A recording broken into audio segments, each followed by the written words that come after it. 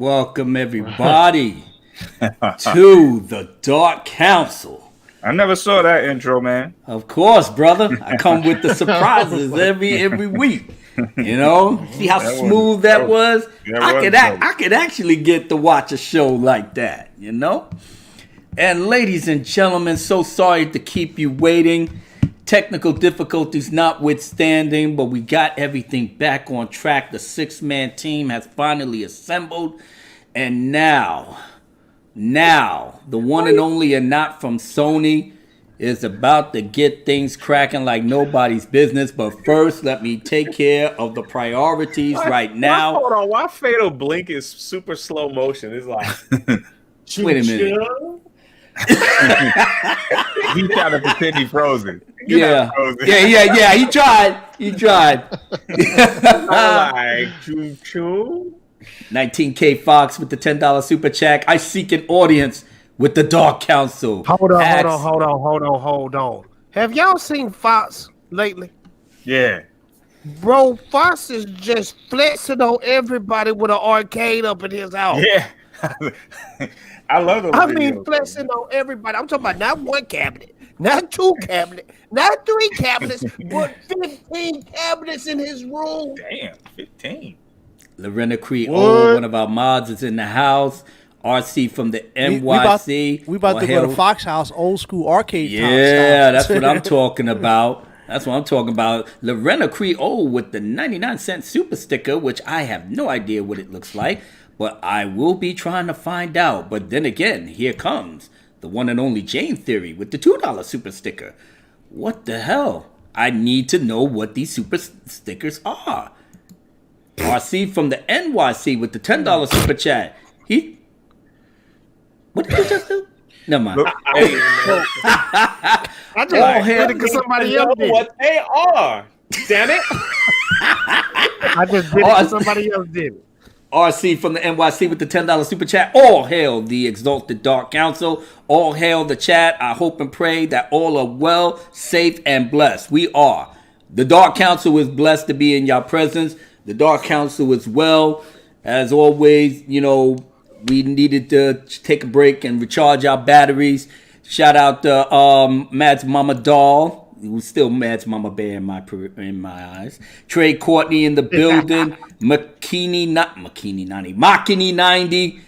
I still love Makini 90. Man, Makini is the most talented dude on YouTube. Absolutely. Hey, you see his live streams is like a amazing show on TV or something. Yeah, it's an art class. Yeah. It's an art class. Bro, but his intros alone are just like, I mean, we on one of his intros, bro. Oh, That's yeah.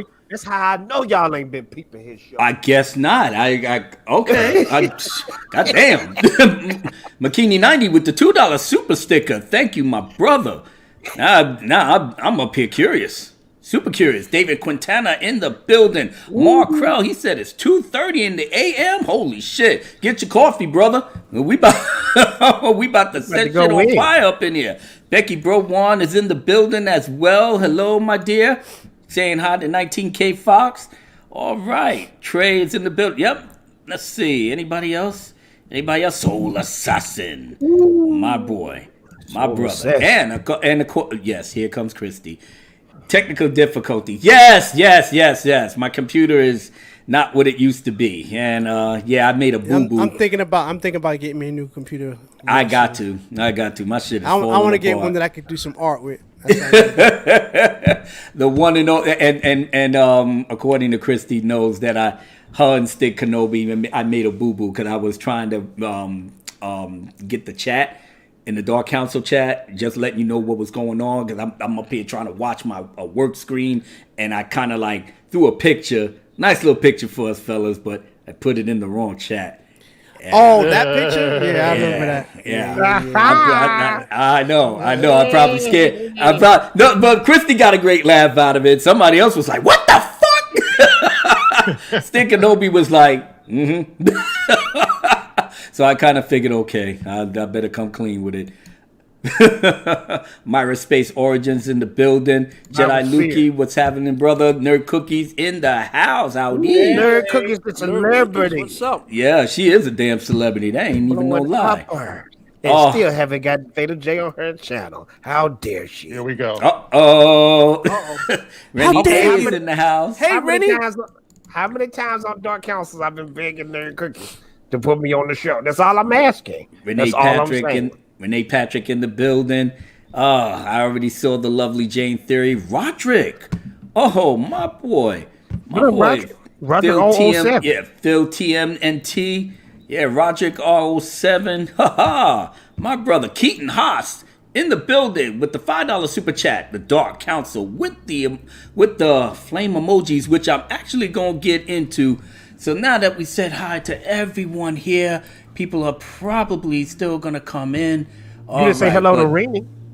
I did. I said hello to yeah, her. I did. Yeah, I did say And hi. why I got this song in my head? Cordero Tonio, ballet dancer in the house. J-Han04, James Clark, the artist. I always support my brother, El Presidente. James Clark, God bless you, sir. And yeah, it's about to get popping up in here. I think I just got a. Oh wow, James, did you just join the membership? You sure did. What up, James? I think he did. James, thank you so much for jumping into the Secret Service program. Yeah, you gotta look out for your brother El Presidente because he gets hate like nobody's business. You What know, up to James Clark? Because Mr. Clark don't play. no, What he movie does I got- not. Joey what movie I Tomorrow got in the that wrong? building. Oh movie I my got that goodness. wrong? Yes, sir, man. Like I said, I got something for the membership coming up in about a couple of days as I was working on it. And let's see, D. Penzak. Oh man, my brother. I haven't seen him in a little bit. Spartan Flash Sentry. All right, let's get this party started. Hopefully, Igor. You know what happened? Igor Snowden. He left Twitter over the Snyder Cut nonsense. Oh, Igor with the long hair? Yeah. They just chased him out. He said he didn't want to deal with this shit.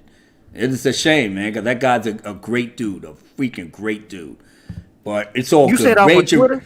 Yeah, off Twitter. Raging Well, he Rhino. didn't talk to you because you are what, a 7-time Twitter felon. Yeah. I would tell him to just come back and wait till everything dies down, you know. But yeah, it is what it is. So, ladies and gentlemen, let us start off with the Dark Council proper, like nobody's business, because we got a lot to talk about. Oh Lord. Now listen.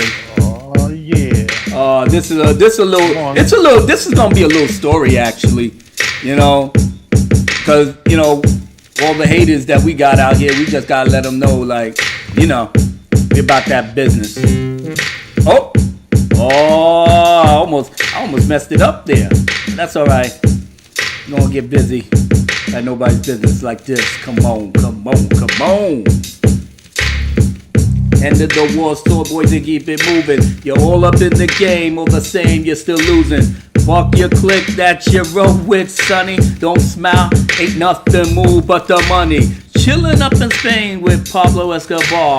Counting up the money like a true superstar. The cell phone rang and he said, Abu Nas, pick up the phone while I dip in the bar. Smirk in my face, clown in the sky. Answered the phone, it was the Majanai. He said, Abu, yo, it's time for us to ride. These haters outside thinking that they're so live. What's going on and what they do, son? Suckers bum rushed our show to the girls in the funds. What?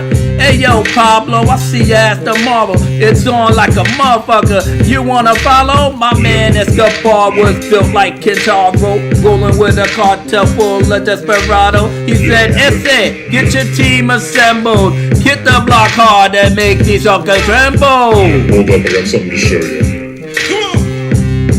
Woo. Come on! Let's go. Hold up, I got something to show you. All right. This is the start of the show. Hold up, I got something to show you. Love me forever with the dog gun. Yeah, hold up, I got something to show you. What? Get up. Call up Drunk 3 and Mark with a C. We ready to regulate, the time to hit the streets. Fatal J called up and said he's en route. I can't believe these clowns is up here acting cute. Believe that, brother, but it's time to shut them down. then break them all down to the lowest compound. Lord Callis was already at the spot. When we got there, he pulled out the Glock. He said, are you ready? Yo, you think we're not? We kicked in the door, started busting shots. Suckers was ducking, thinking that we're the cops. Got up in their grill and they begging us to stop. I said, stop what? You thought you all ran the block. Reality hits hard, that's why we got it locked. The ladies have a smile on their face once again. We cleaned up the mess before the show began. We got all dressed up and turned the cameras on.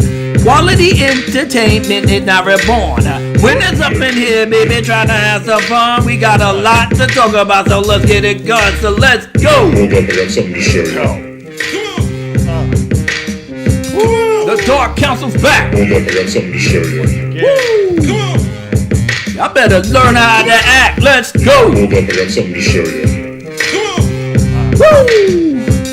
Select that home. Hold No. up, I got something to show you. Let's go. Let's go. Yeah. Tuesday night we got the crowd so high. Let's break down the players that's starting tonight. Drums 3BO so cool on the set. All the hate he gets doesn't even break a sweat. Homogenized, Super Saiyan for real. He do it for the people. Haters better kneel. Lord Callis' voice makes the ladies go swoop, making them hot and bothered in the room. Mark with a C, chillin' in the cut. Horseman and Forster shutting bitches up. Fatal J tryna be the new CEO. Haters staying mad, but he goes with the flow. Your boy Abu Nas tough like a Navy SEAL. He keeps it real, gives a fuck how you feel. Your clowns wanna jump, well y'all better jump back. Fucking with the wrong one, son, your ass will get clapped. The 6-man team is back on the scene. Crisp and clean, give your wife sexy dreams. Your 5 black men gave it to her me, but the one with the fedora hat made her cream. All in the jeans, she's glad no one seen. She wanted some more, but we can't intervene. We came to the show in a stretch limousine. You'll all be happy, so stop looking at me, so let's go. Hold up, I got something to show you. Oh, you want to do this? Hold up, I got something to show you. You wanna get missed? Yeah. What you tell me right now? Hold up, I got something to show you. The Dark Council's back like we never left. Go, Hold go. up, I got something to show you. Got the people in the back who give us respect, so let's go. Go. Yeah. Woo. Oh my goodness. Oh, we got some haters out there just lurking in their mama's basement, butt ass naked, eating Cheetos. It's okay. Dark Council. It's okay. It's okay. It's okay. Ha! So, now that we introduced the world proper to the council, oh, we got some goodies to talk about today. But let's get the you know the little cheese away out the gate. You know, talk about WandaVision. You know, now I'm quite sure because y'all all YouTubers and you got, you know, the best of the fandom in mind. You know, even Abu Nas had to sit down and click on Disney Plus, you know, and checked out WandaVision. You know, because, you know, despite what people may think, because I'm, you know, DCEU Zack Snyder. What's wrong with Fatal J's camera? He looks all blurry. Yo. We weren't on last week, though, guys. Can we take a moment to give a shout out to Mad's Mama Doll real quick? She had a big birthday over the weekend, you know what I mean? And we love Mads up in here. We love Mads on the council. So if anybody's going to get the song, if anybody's going to get the butchered song, it's got to be Mads. What you say, fellas? I'm down with it. Since my silly behind had missed her birthday over the weekend because I was so busy. Whose birthday was it? Mads Mama Bear. But Mads Mama Bear, if you hear, baby girl, I'm going to definitely get to you on a personal note to make up for that. But What In kind the of meantime and personal in between time? in the Fato's meantime, frozen? what? No! Somebody clip that. He was frozen like this. With it, like, are you about to give a high five to someone? Freeze frame, like the end of the show. He's frozen again. He's frozen again. You can't blow him up, Abu. How? Yeah, Can you blow him up? yeah, I'm blowing him up. There we go. Oh no! He's back. You kicked him out. All right, bro. Oh, wait a minute. Can y'all quit talking about me? Can y'all stop talking about me? Huh? You see how they always talk about me, Chad? Hey, man. You talk I've been about having a- WandaVision, Fatal, and Blur Vision. Fatal, you're supposed to. You've You got been some on. gravy on that camera, bro. Like, you can like the camera. My brother, you are up here banging out videos after videos, getting love, getting the message out. You doing great live streams. People are supporting you. You can't get a new. You pouring all your money in the comic book. I understand, brother, but come on. Y'all got to understand. Fatal pumping out these videos, but I'm still broke. I don't have enough money for some. He good froze internet. again. Oh man. All right, Let's give go. me some time to refresh. Let's do I'ma this, come fellas. back. Let's do this. Y'all give me time to refresh. I'm gonna be right back. All right. I'll be back. All right. All right, Dallas, yeah, we got you, Demaj and I, brother. Where y'all at? Yeah, we got that. See, that's our brother Fatal. Oh shoot, $10 super chat from DJ One Flight. I want to hear the Peacemaker. What's up, my brother? Ha ha ha ha. Fun fact: DJ One Flight is pretty much my childhood best friend, and we've been tight ever since we became teens. And he's actually my DJ. He's actually my DJ. And the second and the first anniversary live stream that I put together, that the man behind the music, that's him. You know. All right, that's what's So yeah, so my man is a rider for real. So DJ One Flight, thank you, my brother. I didn't expect you to come in here because I told him I was going to do the live stream, and he knows I'm like making music like crazy. So I'm hoping that he One Flight. I hope you heard the new joint. Got a lot more of that too. People gonna be entertained tonight. That's for damn sure. But yeah, this WandaVision. Let's give Mads her props, bro. All Oh right? yes, That's what we're supposed to yes. do, all right. Yes. All right. All So right. wait a minute. Callus, Demaj and I, where y'all at? You know, That's what I feel like we in boot camp. Don't you feel like know. that, Trump?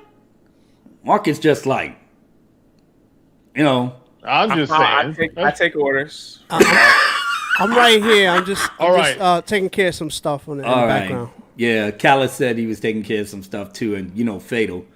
Camera is like, You gotta love the Dark Council. We go live and everyone's like, I gotta go. And you missed the super chat, bro. We were all You missed the super chat. did I? No, I actually that was Yeah, if you it was did. from it was from DJ One Flight. So Yeah, you got another super chat though. okay.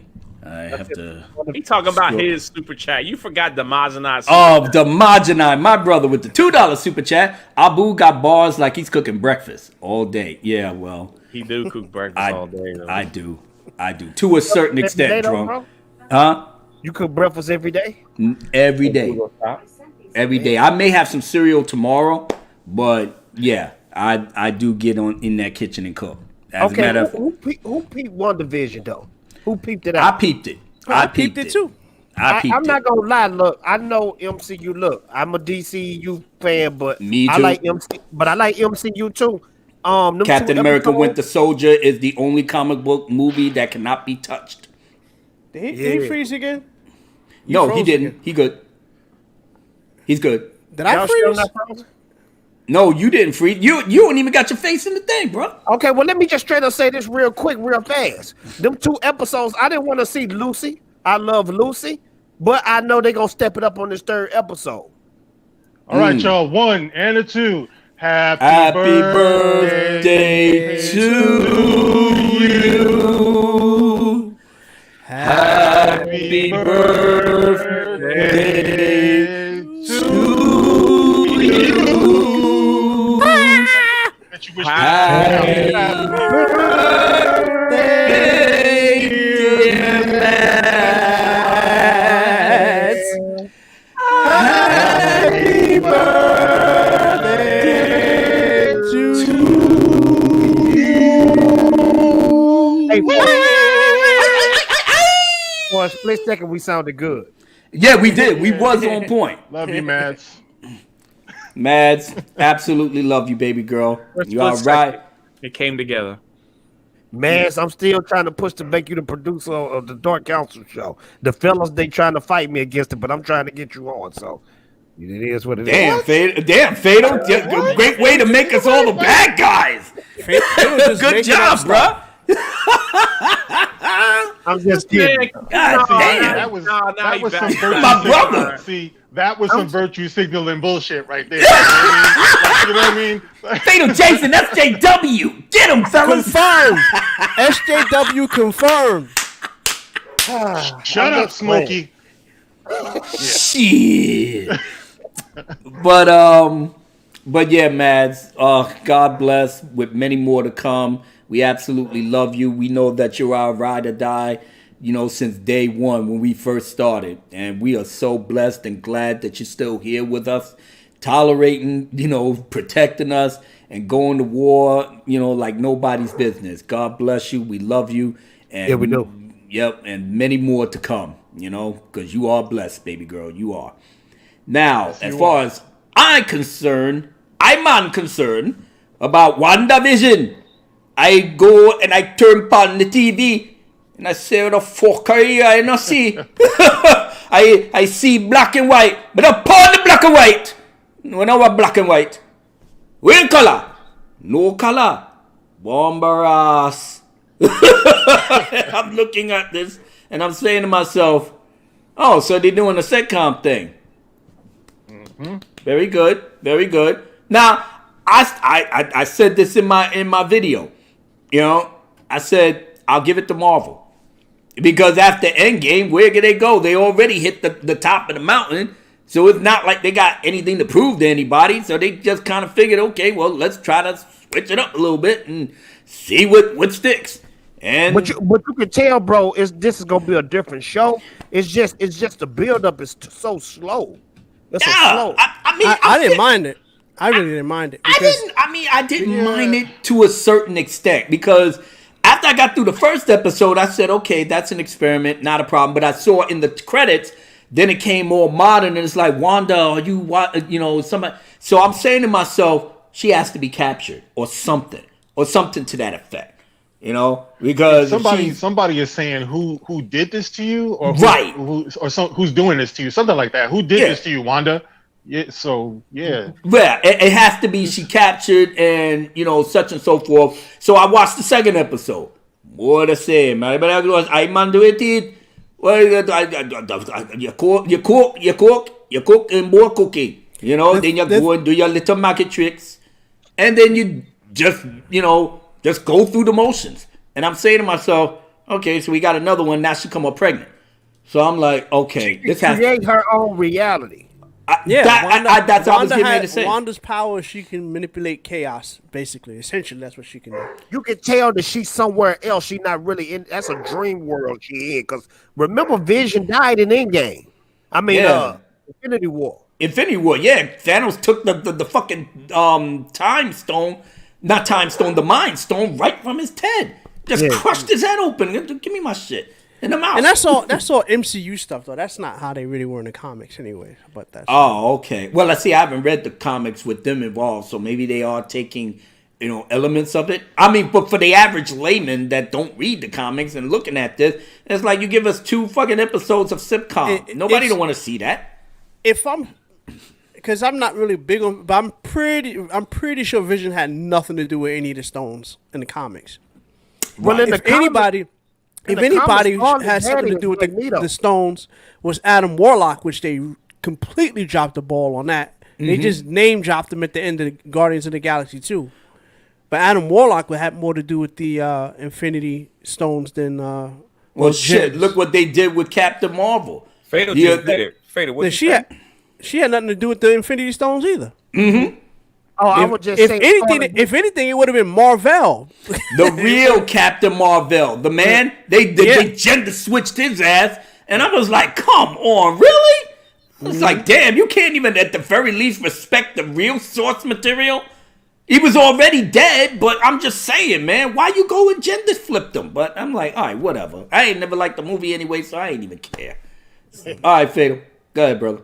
No, I was just saying, Scarlet Witch, her daddy is Magneto in the comic book. Yeah. No, well, the one thing I did notice that was pretty cool is that they actually did introduce her as Wanda Maximoff in the thing in the show. So because they are making that connection now. Now they're saying Wanda Maximoff, that's Magneto's daughter. They couldn't really do it before. No, I know they couldn't do it before, but now they can. So they going all in now. Because Disney owned Fox, and Fox is the X-Men. So now they can gradually bring that in. Back then, but now they can. Yeah, exactly. Ord says they are going to bring Adam Warlock and Silver Surfer, and do you think bringing the Silver Surfer? They're going to have to. Silver Surfer is very important to the MCU. Well, the Marvel universe, I said MCU, but I mean, if you're going to bring in, because I'm pretty sure at some point they're going to bring in Galactus, right? And if they're bringing in Galactus, they got to bring everybody in there now. You got to have Silver Surfer, bro. Before you get Silver Surfer right, you got to get Fantastic Four right. Well, that is true. That is true. That's right. That is true. I didn't mind the 2 Fantastic Four movies that they had back in Fox. It was pretty decent. Oh, the one not Fantastic. That was terrible. But the ones with Jessica Alba, they were that's cheesy. what I was talking about. They were cheesy. They were cheesy, but it was a little enjoyable shit. I even like Chris Evans as little mischievous little torch. Put the little shaving cream and put it on his face. I got into that. The casting was fine. Their casting was fine. Although Jessica Alba, didn't she look like she was kind of in whiteface though? In that second one, she was like real pale, man. I thought I was the only one out there, bro. I don't know, man. Yeah, She looked like the type of Sue Storm Reed Richards should not be boning. He doesn't look like he. He doesn't look like he does that. He just look like. Don't get me wrong. Jessica Alba, she's Puerto Rican, right? She mixed. I don't think she's Puerto Rican. I don't think she's Puerto Rican. I'm not, and nothing against my brothers out there, but they look like they try to European her up. You know what I'm saying? Like trying to up it up with the European. I saw her skin was lightened. Yeah. And her hair was light too. She ain't that blonde. No. Another monster brought up a good point. She said Wanda's going to bring back her brother, but it would be the actor from the Fox's X-Men. Interesting. It would make sense. That's where it just. Yeah, but they didn't know at the time that Disney was going to buy all Fox, so they put the actors that they felt they needed to put in. Yeah, I just don't like how he got killed in the first place. He's Quicksilver. Like, how you getting caught by bullets, bro? Come on, man. Wasn't in the contract for him to return, I guess. I don't know. Shoot. You know what's funny though? The two. I'm drawing a blank on my man who played Quicksilver and Wanda in Godzilla. They were a couple, and then in this one in Marvel they were brother and sister, which is kind of. Y'all help me out. The dude that played Quicksilver in Avengers, is that Harry Potter or is that No, not Harry Potter. No. Oh, okay, cause they say that's the kid who played in I thought that was Harry Potter. I like why they kill Harry Potter. He a big star. He played in Kick-Ass. That's who he was. He was Kick-Ass. Aaron Johnson, I think. Yeah, he was in Kick-Ass. No, he don't look like Harry Potter to you though. Nah, I will say that Kick-Ass was that movie. Though. Oh, Kick-Ass was dope. The bad thing is that they I wish they would have made a part 3 before everybody got too old. Yeah, me too. Because now Hit Girl is way too old to be Hit Girl. Yeah. I mean, technically she can still do it. She can still do it, but Hit Girl to play Hit Girl, she's a heck of an actress. Ever since she was a little girl. Shit, fuck her. Nicolas Cage was in the movie. That's what sold it for me. Big Daddy. Jim Carrey did it in the second one. Have y'all seen the second one? Yeah, the second one was dope. Bro, Jim Carrey did such a good job. I didn't even know that was Jim Carrey in that movie, bro. Yeah, me too. He almost slipped right by me myself. So good look for Jim Carrey getting in that movie when he did. It was real popular. But I will say this for WandaVision. It's just like you said, Jay. they got to really step it up in episode 3 because I don't think I can hang episode 3 around. gonna be dope though, bro. Because they know it's too boring. Like they know it's too slow. They're still going to do the sitcom thing, though. I'm believing it. What I heard they're doing is they're doing. No, I heard they look. If you look at some of the previews, there's one where she's kind of dressed up like in Roseanne. So I think they're going to be going through. They did the 50s, 60s, 70s. That's gonna be whack, though. I want to see powers and fighting and stuff. Or they're trying to back and forth with her reality. Maybe they just bounce. They go in and out of the sitcoms. But I made the point in my video, though, that they should have known something was wrong. If you're in a sitcom in the 50s, you ain't going to have no black next door neighbors, bro. You know what I mean? That was very surreal. Yo, my dude's afro. My dude's afro was sad, man. You could have had a little blowout or something. You know what I'm saying? He got the little crew cut, little baby fade afro, and he had this little Fred Mertz vest, and he's chopping the shrubbery. I said, "What the fuck is this? How you disrespect the brother like that?" He the only brother in the show. At least they didn't do him like Finn and make him a janitor. Too fly. You never know. I said, come on, man. I said, listen. You got no black writers on there, shit. You got 100 billion and one diversity writers on High Republic. We will get to those fuckers in a minute, so stay tuned. So, yeah, come on, man. You could at least brought somebody to be like, all right, the black man can't be chopping the shrubbery. Come on, stop that. So here's what's happening. Y'all ready for it now that y'all drop it on? Yeah, drop the knowledge. So the Scarlet Witch is one of the most powerful people in the MCU. She probably could have killed Thanos on her own. She's that powerful. She probably killed Captain Marvel. Even in the comic book, she's pretty powerful, and so on. So the only Magneto can control her because of the metal. He can keep her locked up. It's such a interesting thing with her. Now, in the series, which I actually enjoyed, by the way, I actually enjoyed the sitcom because it was different than the normal Marvel movie. And I'm looking forward to the rest of the season. It does look like that two things could be happening here. The first one is that the next big bad knows how powerful she is and is trying to keep her controlled into a different reality. And so what we're going to see near the end of the series is kind of a reveal of where the next Marvel phase is going.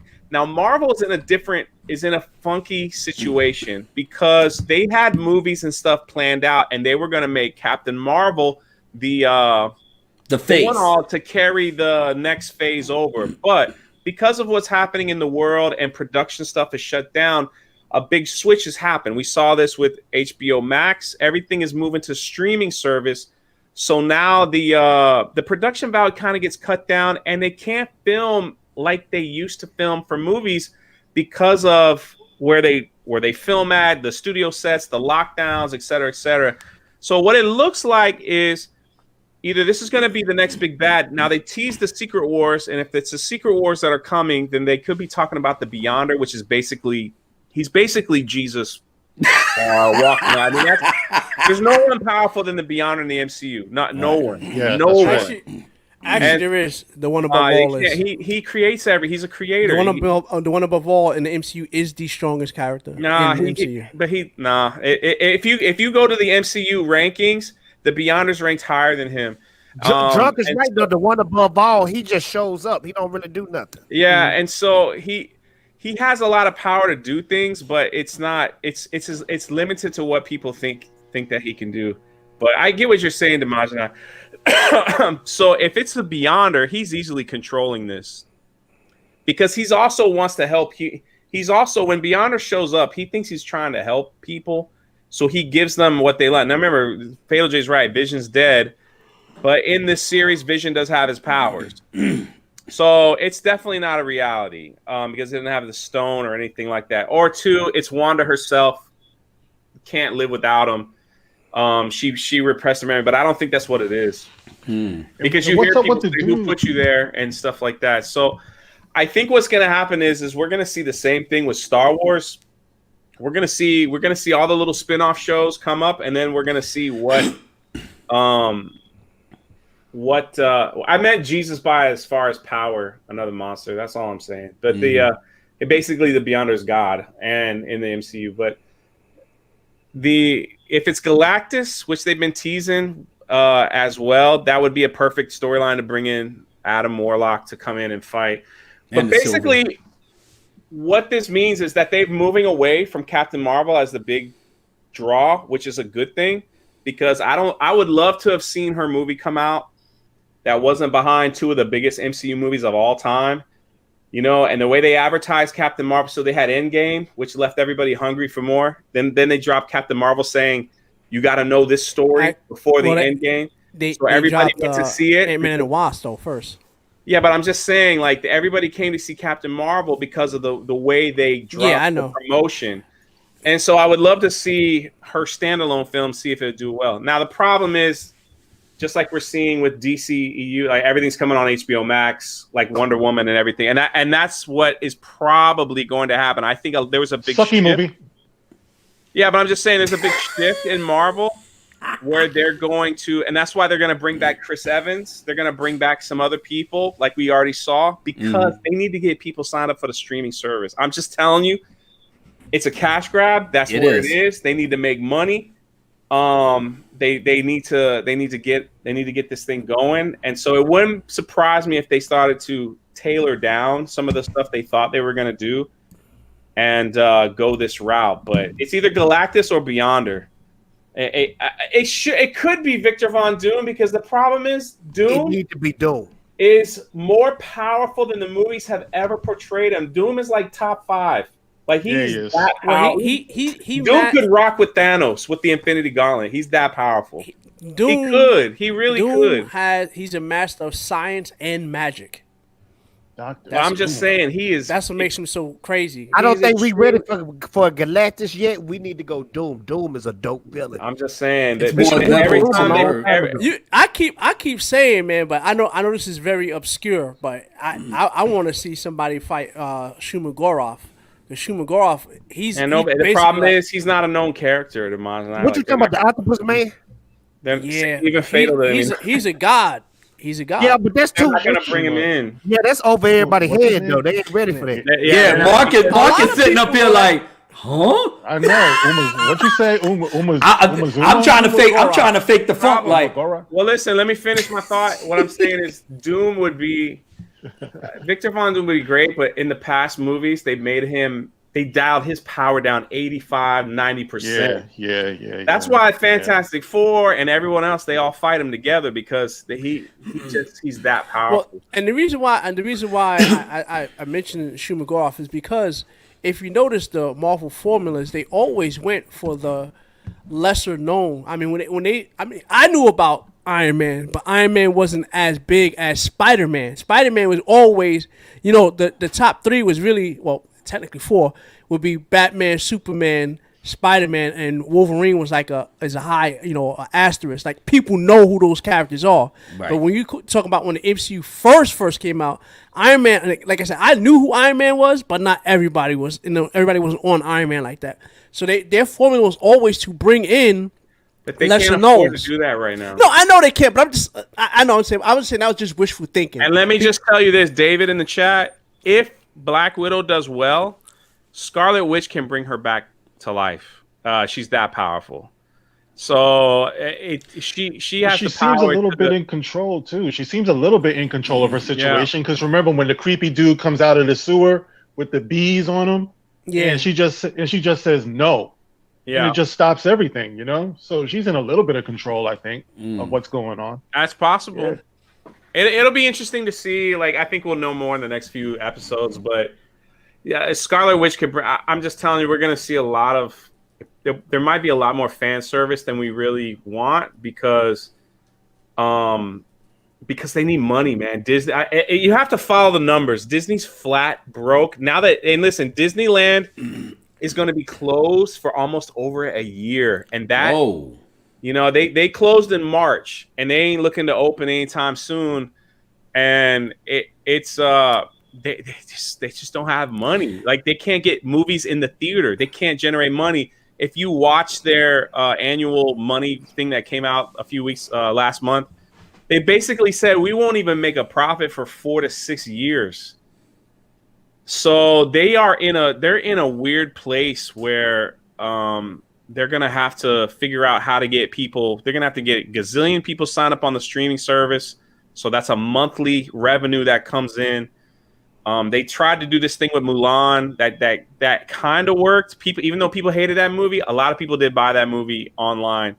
We'll probably see more of those pay-per-view stuff coming, but they need money. And if bringing back Chris Evans to do a Captain America show up, bringing back Luke Skywalker to do a couple things, bringing back all these things to get people to sign up, that's what they're gonna do. No, I totally get you. I totally get you. I know what you're saying, Joe. But Disney, I know y'all watch the show. We know you do. I'm gonna give you a quick way to make all the monies, right? Break it down, brother. Here's what's gonna happen. Now, obviously, this is just me, just spitballing. This is never gonna happen. But I'm telling you right now, if you had an MCU show, and at the end you see Ryu tie his bandana, and you have a Marvel vs. Capcom, bro, you will get all of the money. If you see Ryu tie his bandana, and you see people like this, that would be a badass crossover. Let me tell you something. That's how they would get all of the money. That's how they would get all of the money, bro. Justice League versus Avengers. Boom. Justice League versus Avengers. That would get. That would be gangster too. That would be gangster. The only reason I said Marvel vs. Capcom because they've done that before. That's something in their realm they can do. But that was grabbing everybody that played the video games, including myself. You would get all. Look, I know it's just wishful thinking. It's never going to happen. But if just imagine, just imagine how much it'd be like when they showed Luke Skywalker in the bar and everybody was clapping. Imagine you end the show and you just see Ryu go like this. But who will play Ryu? Hadouken, yo, that's all you. I'm telling you, that would be the end. You would end I hate all to of burst them. your bubble. I could care less. Damn, that's harsh, brother. If I saw that, I'd be like, "Oh, that's cute." No, because in my head, but I'm just saying. I'm saying you might not, but you're going to get all the gamers on top of Marvel. I'm already in my own head, like playing out the ultimate super move, Ryu, Tony Stark. Wait. Did you see what they did to Dragon Ball Z in that movie? How they butchered? Did you I understand that. The Last Airbender and how they butchered that. Did you see Mortal Kombat and how they ain't no one gonna be excited about no damn game movie because there hasn't been a good game movie out ever. Look, so everybody said that about anime crossovers until Alita came out. I'm just saying. Alita, dude, listen, Alita was not that good. I'm sorry to bust your bubble. It didn't make that much money. They couldn't even afford a sequel, bro. This guy's speaking heresy right now. You're gonna say that to him? You're gonna say that to him? Hey, calm down, sir. No. Listen, I liked it. I'm saying it did not catch the audience. You got to look at the Drunk numbers, just cheated on it. Drunk, I don't know what territory you think you can cross into. Look at the numbers, man. I'm talking about numbers. Drunk said Alita made his money though, barely, but it made his money. I can see assholes like you every day. Every fucking day. Think you gonna get away with it? Not up in here. Not up in here. I can see smoke rising off of the Hold on. I gotta clear this up. I said I liked the film. I watched it twice. Alita wasn't even that good, bro. But I'm talking about the numbers, the money numbers. I understand that. I understand that. The reason why, if they y'all twist my words, y'all come down on the white man too much in this show. They spent a lot of money to make that movie. If they spend less, they can still make. And Alita made its money barely, but it had to get the home sales boosted it up. As far as in the theater, no, but because it wasn't obscure movie that people didn't know, but now that people have seen it, you might be able to get another Alita movie. As a matter of fact, look, I'd rather look at Alita movie than Avatar. I could care less about Avatar. That movie I could care less about. I get it. Listen, I'm with you, but Avatar, listen, everything is run by a board of directors. Right? No, I know. And what Bob Iger did was he went on a freaking spending spree in his tender. He bought Fox, Star Wars, you name it. He spent about $80 billion. Then he added more to the theme parks, thinking we're gonna get our money back. Then all of a sudden, coof happened. Mm-hmm. Everything shuts down. Now they're sitting here with this big bill. They're gonna look and see what is gonna make us money. Why do you think they brought in Favreau to Star Wars? Because the MCU worked. They're looking at it as a money sense. This ain't a Lucas thing anymore. They're saying this worked for here. We need to bring it to Star Wars to make our money with Star Wars because the sequel trilogy ain't it. Galaxy's Edge ain't it. It's broken. No, we know. Now we see. We're seeing all the little tangents coming from The Mandalorian, just like the MCU. You started with Iron Man, everything broke off. You started with Mando, everything broke off. It's the same blueprint. I don't know why people don't understand that. It's the exact same blueprint of the MCU. Thrawn's going to be the big bad. And this is very sad news. Ooh, this is where it gets juicy, guys. It looks like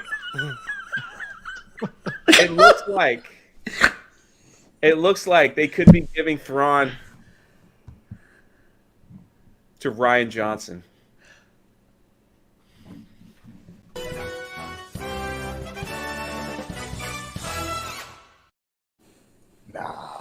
Where did you hear want that? Me to prove it? Where did you hear that? No, I saw they were talking that shit on Twitter. I will summon meteor like Sephiroth. You want me to prove it? There's a hairdryer as a robot. There's a soccer ball as a robot, a hairdryer. Let's put a dildo in there. Why not? Because you know what? We're just fucking my Saga right in the ass. Yeah. You take that back, drunk. You take that back, drunk. I don't like it either. Wait a minute. All right, you ready? Hold on. Let's get to the super chats first.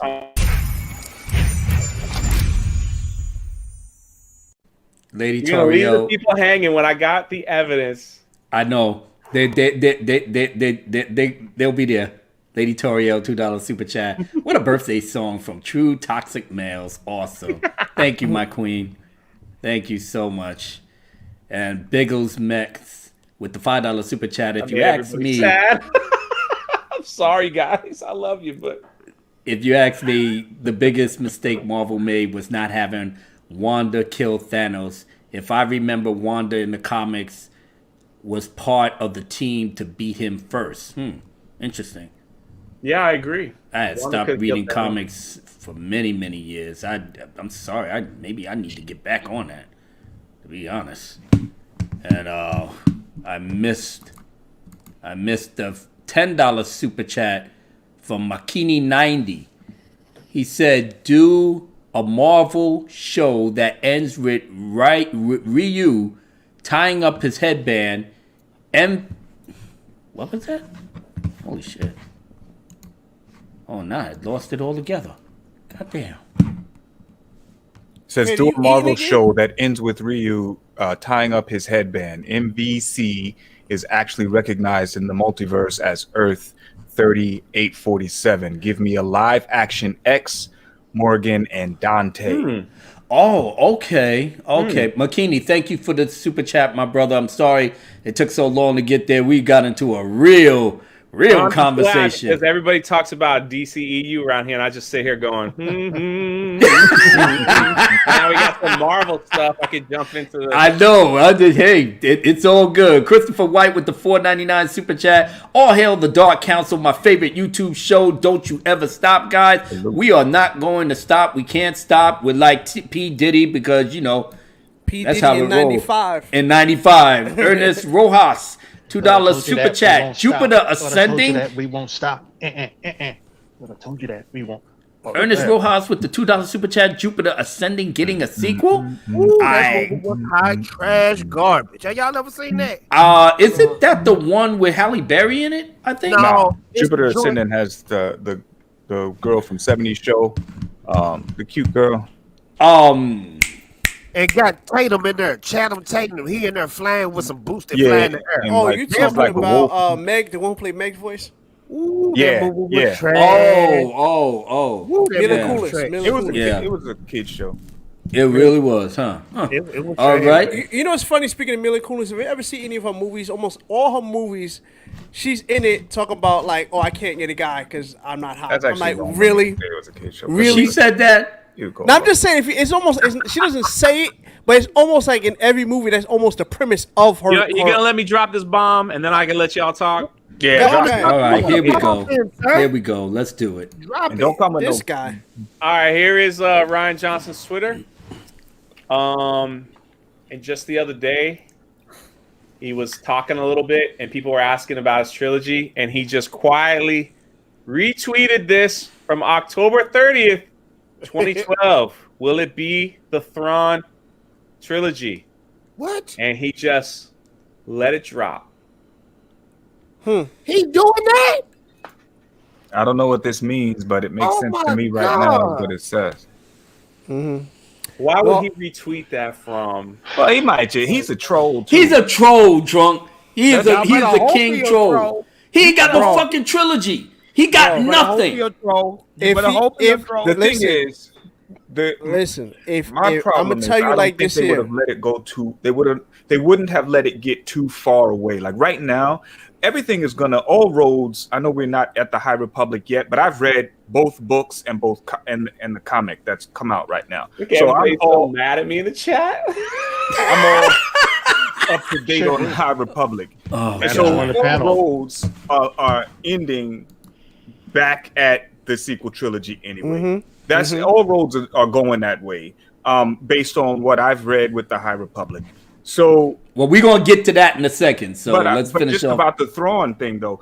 So I just don't think that they're far enough removed yet, because while I believe they are going to get back to the sequel trilogy, I think, like Drunk was saying earlier, how it's going to take them about 6 years to recoup the money, to recoup their profit, right? So they're going to try to dabble in this pool of goodness for that period of time before they revisit that, just from my frame of mind. So to bring in Ryan Johnson that soon will disrupt that progress that they will have essentially been making during this time period. Right. You know, because people are a little bit more forgiving. Can I just say something? People act like I don't know nobody. No. We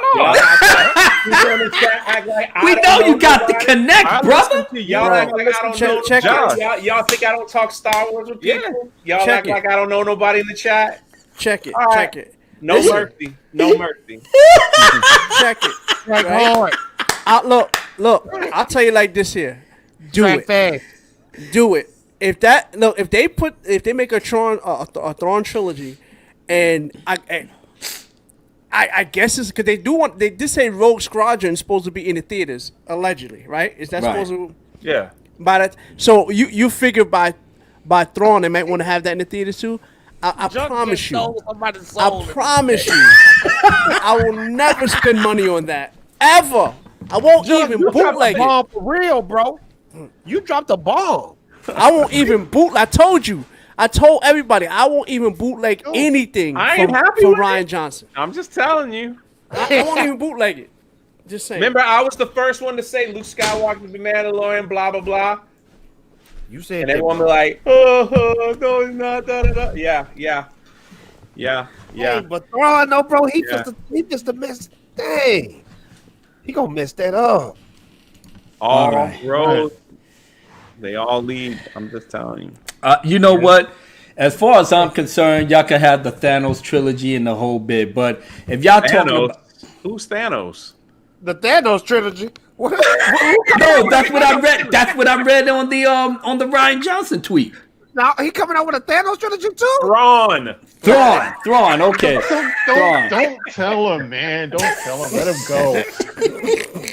Ryan Johnson, you a bad boy coming out with Thrawn and Thanos trilogy.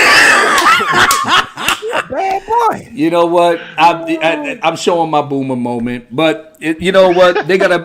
It's just as you said. Everybody needs money. You're getting everybody from Scarlet Witch to Brie Larson, and Chris Evans might be coming back too. But if Chris Evans comes back, and we're going to take a quick commercial break, I hope he comes back like this. Society is at a tipping point between order and chaos.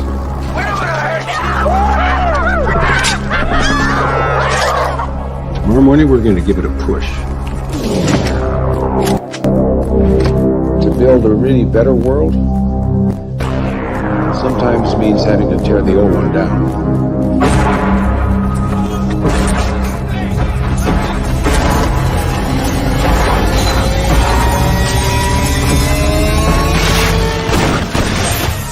Captain America, Winter Soldier. The world's greatest super soldier is now the world's greatest crime fighter. Chris Evans is Captain America. He is OCP's newest soldier in their revolutionary crime management program. Tell me you got that. I got it. At Security Concepts, we're projecting the end of crime within 40 days. There's a new guy in town.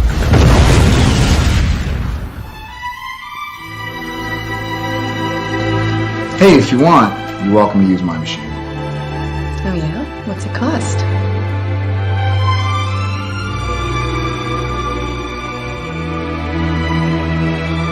Captain America, Winter Soldier.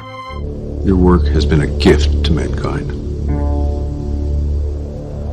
You shaped the century, and I need you to do it one more time. For the sake of our people, the senator must die. I don't know if I can do that. Anyone gets in my way, they're going to regret it.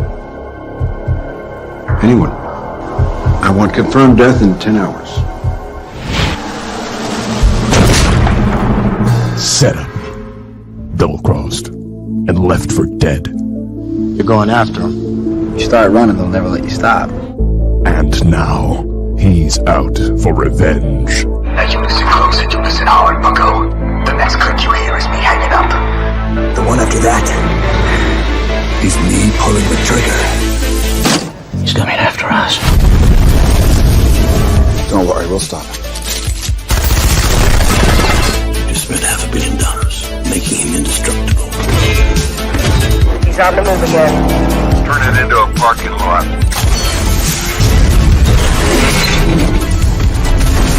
It appears he's heading home.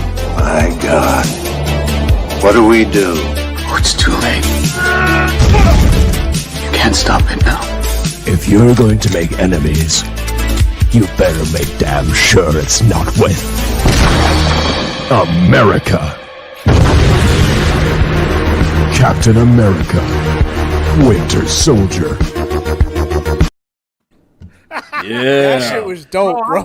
That's that shit I would watch. I'll pay money to go see that. That was now a trailer, boy. Whew, that's what I'm talking about. That bang for your buck type trailer. Was that a real America? F yeah! Here they come to say the motherfucking day now. Our boy, it must have took you an eternity to upload that to StreamYard. Not really. I got advanced equipment now. So Keaton Haas with the $2 super chat. He said, "What the fuck?" Yes, sir. Yes, sir. Kai MFS with the $5 super chat. Mr. President, have you had the pleasure of hearing Jane Theory's reading of my novel's prologue? I posted it today. It's absolutely heavenly. I think I will be checking that out, Kai. Thank you for the heads up. Anything with Jane Theory talking, that gets my attention completely. And Jedi Lukey with the $5 super chat. Drunk, I will send you $50 and my lucky Turk if that tweet ends up amounting to anything. Whoa. You can keep your money because I hope it doesn't amount to nothing. All right. I can't stand that, dude. I mean, nobody can at this point. Mr. Tickle Trunk with the Canadian super chat. No, the Canadian $2 super chat or super sticker, that is. I wish I could see what it is, but Mr. Tickle, thank you, my brother. Thanks for being here, as a matter of fact. And I think I have crossed. Keaton with the $2 super chat. Shout out to Lord Callis. Yes, sir. That's my brother right there. Salute. Why he get a shout out? He ain't even say nothing all night. Uh-oh. Man can't get no love. Uh-oh. You know what I'm saying? Drunk is on attack mode tonight. What's all this aggression coming from? Drunk killing himself because he knows Marvel, so he's been able to say more than a sentence or two. Before we move off WandaVision, though, can we get a round of applause for Wanda in that magician's assistant outfit? By the way. Oh yeah, fellas in the chat. Yeah, I did like the little sexy outfit that they put on. I was shocked that Disney actually let her have some sexy outfits on. Disney.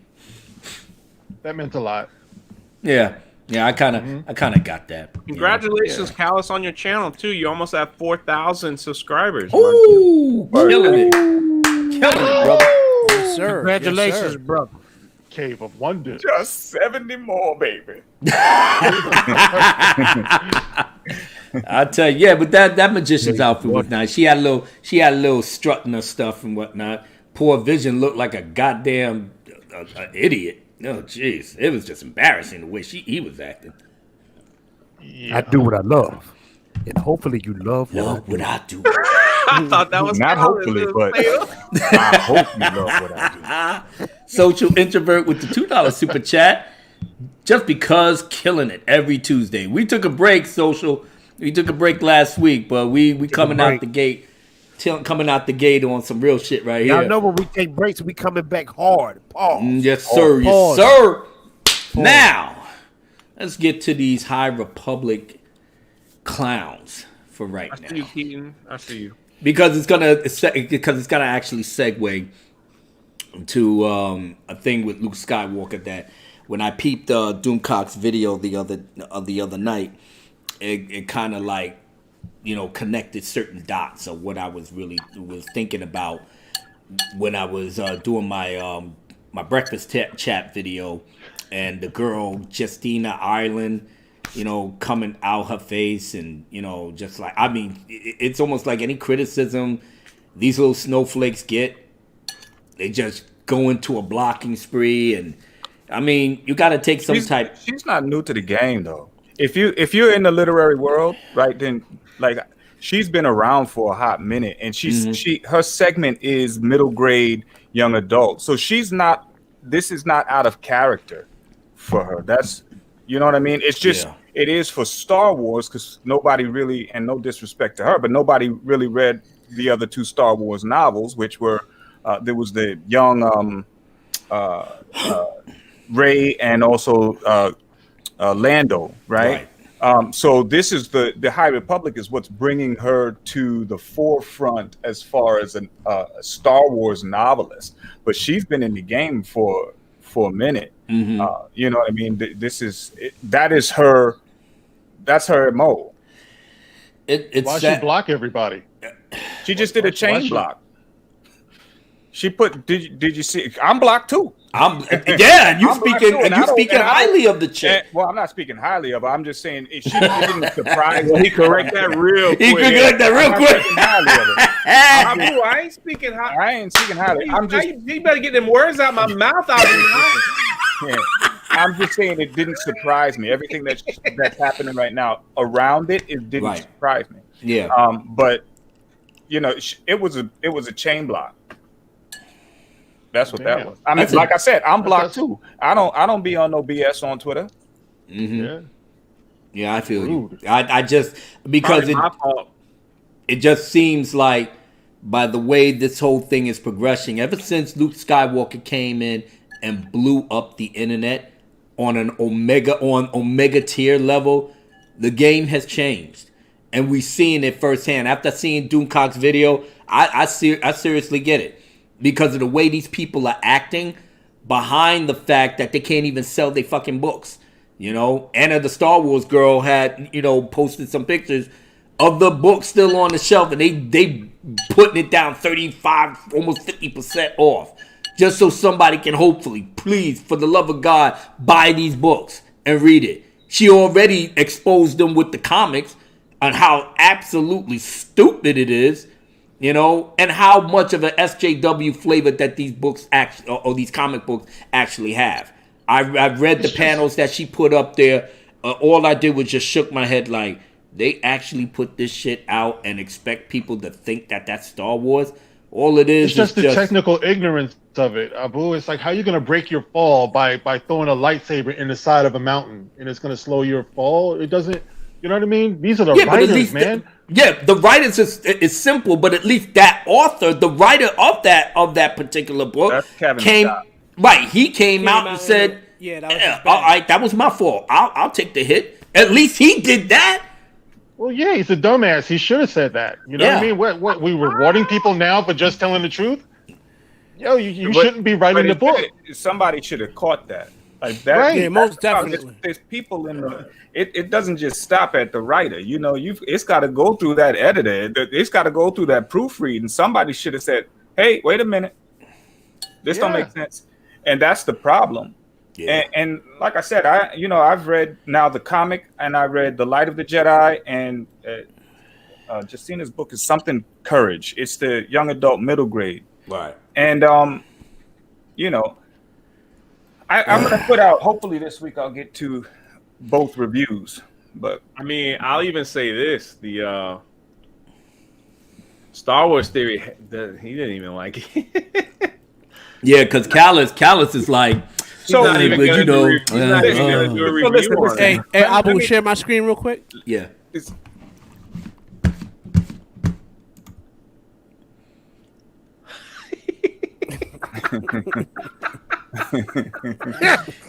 Got him. Wow. Got him. That's good, brother. That's good. Shouts to Fat Steven Seagal. He sent that to me. I deserve that. I deserve that. That was a good one. I deserve that. Good job, Fat Steven. Good job, brother. But Callus, go ahead. Continue, brother. So, in all fairness, right? So the novel, The Light of the Jedi, right? It has some positive points to it. The bottom line is that it is boring. Like that's the worst part of it. It doesn't do a tremendous amount of lore breaking or anything like that. It's just boring. There's some interesting fact. I like the way that I like Avar, the lead character woman. Avar Kriss, the bestest Jedi ever. I actually like her because she kind of, there's a lot of Shan that I see in her, Satil Shan. So I like that, and I like the way that he chose to sort of introduce the Force through the other Jedi. In that it's all the end. The end result is always the same, but you can see how people perceive it differently. It's not saying like the way that they sort of brought it up in the first place was that the Force is just different with everybody. That's not what it is. It's still the cosmic Force and still the living Force. It's just the way that somebody, like music, if you perceive a beat, we all know that a beat sounds like this, right? But it may resonate differently for you than it does for me. You know what I'm saying? So I like the way that he presented the Force in that way. The Nile, until the end, it's like, come on, man. This is the big baddies right now. Like, I'm supposed to be scared of these dudes. And wasn't Yoda in the comic for like real quick? Yoda's in the comic and in the book for like real quick. But that's the other problem is that I want to know what they're going to do. I think they kind of just did what they did so that they could side note him. So he's not on the council right now. He's chosen to take a sabbatical by choice. He's chosen to take a sabbatical because he's doing something with, and they haven't dived into this just yet.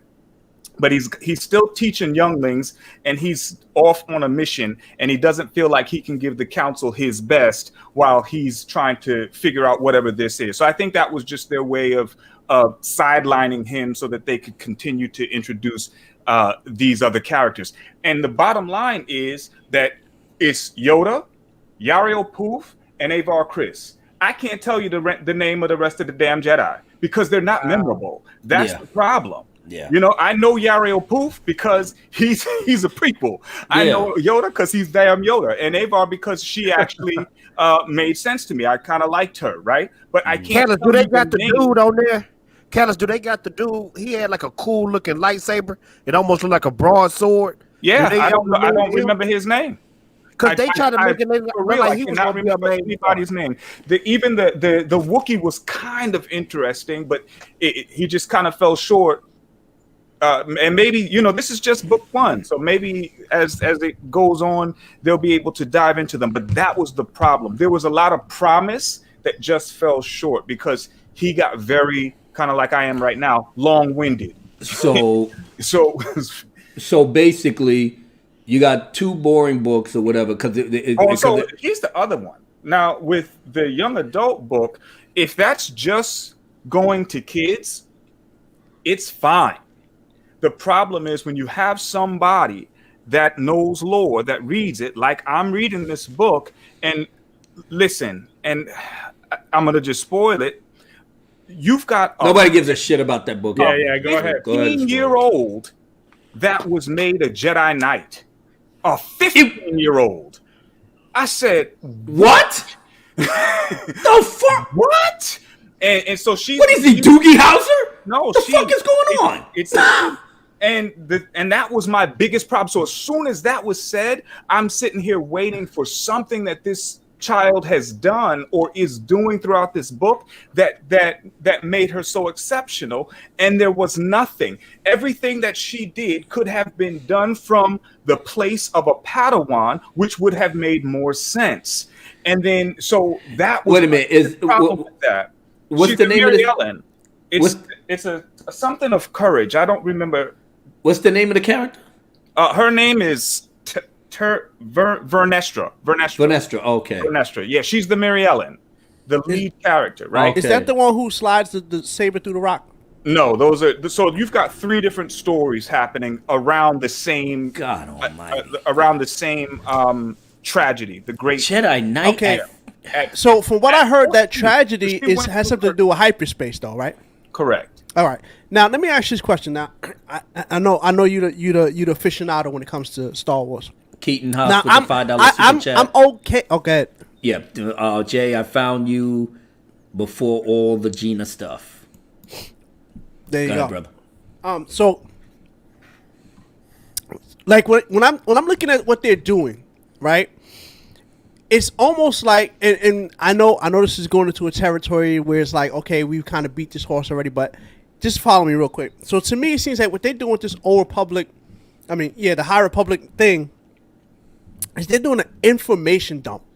Like you said, you don't know what these characters are. The only character I knew was Avar Chris. When I look at all the panel they have them, I know that's Avar Chris because that's who they're pushing. So it's almost like they had this entire EU that took 30 plus years to flesh out all these characters, and now they're like, oh, we wanna put our thing in here, so we're just gonna dump all our characters in here. They kind of like take the place of it, and I think that's a flaw where you're doing an information dump basically. Yeah, because they gave us every single Jedi Knight that exactly. So now I cannot even recall their names. I remember the one is a Twi'lek. That was and then there's Avar. Then there's the one Jedi that was kind of not cool with, but they seemed like there was some sort of a spark between he and Avar. I can't recall his name. It was just that nothing substantial happened that made it stick out. But let me say that it wasn't bad. It was just not interesting. It just. You know what I think? I had so much. I had so much that I wanted, because I want you to tell me something you haven't told me before. Exactly. Right? And so that's what I was waiting for. So here's why I think they could have fixed that. They should have talked about the Sith in there. They should have. They have, because they were talking about the Sith. They did. Yeah, not in the light of the Jedi. But what is Justina's book's name? It's something with courage. Something courage. Because here's the thing: you could talk about the Jedi all day long. Okay. That gets boring. I want to hear about the dark side. No, they did, and he actually, and that's why I said, if the only reason why that one is definitely, it's a young adult, borderline young adult, middle grade, because the characters are 16 years old, and but as young as I believe 13 or 14. So it's sort of it's young adult really. So when you think about it appealing to that that genre or that age group, then it was fine. The problem was that there was the fact that this one character was a 15-year-old who was actually went through her trials at 14 and is now 16, but she's crowned a Jedi Knight. But there was nothing that she did that stood out, that warranted that. Yeah, she could have gone through this entire story as a Padawan. Yeah, and I think what they're trying to do is, because for one, that demographic, that 13, I know I'm just generalizing. I'm gonna say, but that demographic, if they're not reading manga, they're gaming. Because my niece is that demographic. She's gaming. She's not reading a Star Wars book. You understand? Yeah. So if you're trying to grab that audience is somewhere else. You know what I'm saying? They are reading manga. They are probably gaming. why the books ain't selling like that. What's that? A test of courage is what it's called. Yeah. What you say, no, I said probably why the books ain't selling like they. Yeah, because they're going for that demographic. That demographic. Look, see, Disney's doing the same thing that they always do. Not even just Disney. What all corporate entities do. They see what sells and they want to get the piece of the pie. So what's selling? Manga. So they got that manga-esque Star Wars that's coming out, right? Mm-hmm. That's not going to do it, I'm telling you, because what makes manga so appealing is that it's not milquetoast. It's not watered down. Right. You know, Star Wars is not, especially under Disney. Listen, they're not. That was the one thing that I do have to give him credit for, Charles Soule, in The Light of the Jedi. He dabbled in drugs, the spice, like effects and things like that, and he dabbled a little bit in. They were a little bit more sexual than it's been. You know what I mean? So this was. He did give it more of a, this is not necessarily your PG-13 kind of or PG kind of Star Wars. This was NC-17, if you will. Yeah, I don't think Star Wars would be because the crazy thing is that if you read, I know you read the Darth Bane books. In the Darth Bane books, Xana was slinging a little bit. She had her little piece on the side. You know what I'm saying? So even technically you want to be real about it. Jason Solo, he was smashing out the Queen. Yeah. You know what I'm saying? So it's not like activities didn't, or should I say entanglements didn't happen in Star Wars. It's just that it never was the main focus. But when you're talking about manga, like what makes it popping is they got fan service, and that sells. And you're not lying, because I was reading an article today that said 30% of graphic novel sales come from manga. Yeah. So you're exactly right. Speaking of mangas, Ninja Blast is coming soon. Please subscribe to their email list. Thank you so much. I can't wait, bro. Can't wait. John, when is your book coming out too? I don't know.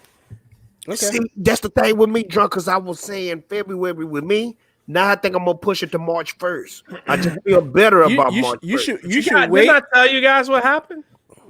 You told me. No, I know.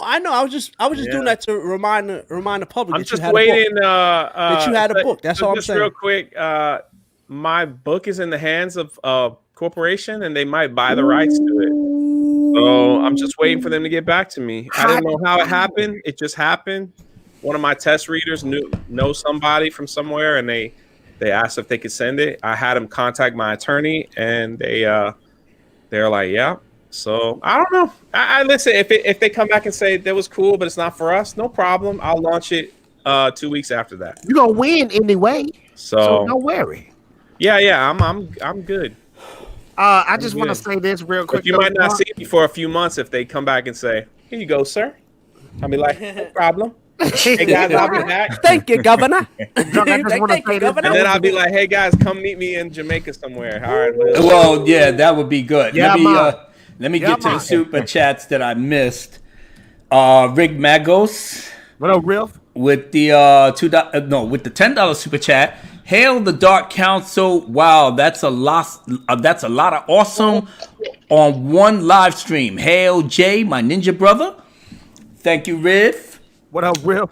What is Mark drinking? What you drinking, Mark? Kool-Aid. Are you serious? Woo! Yes, The drink of most black people. Oh, straight up orange Kool-Aid. It was either Kool-Aid or Tang. I'm about to say we gonna act like Man, I haven't had no Tang. Yo, you know what's crazy?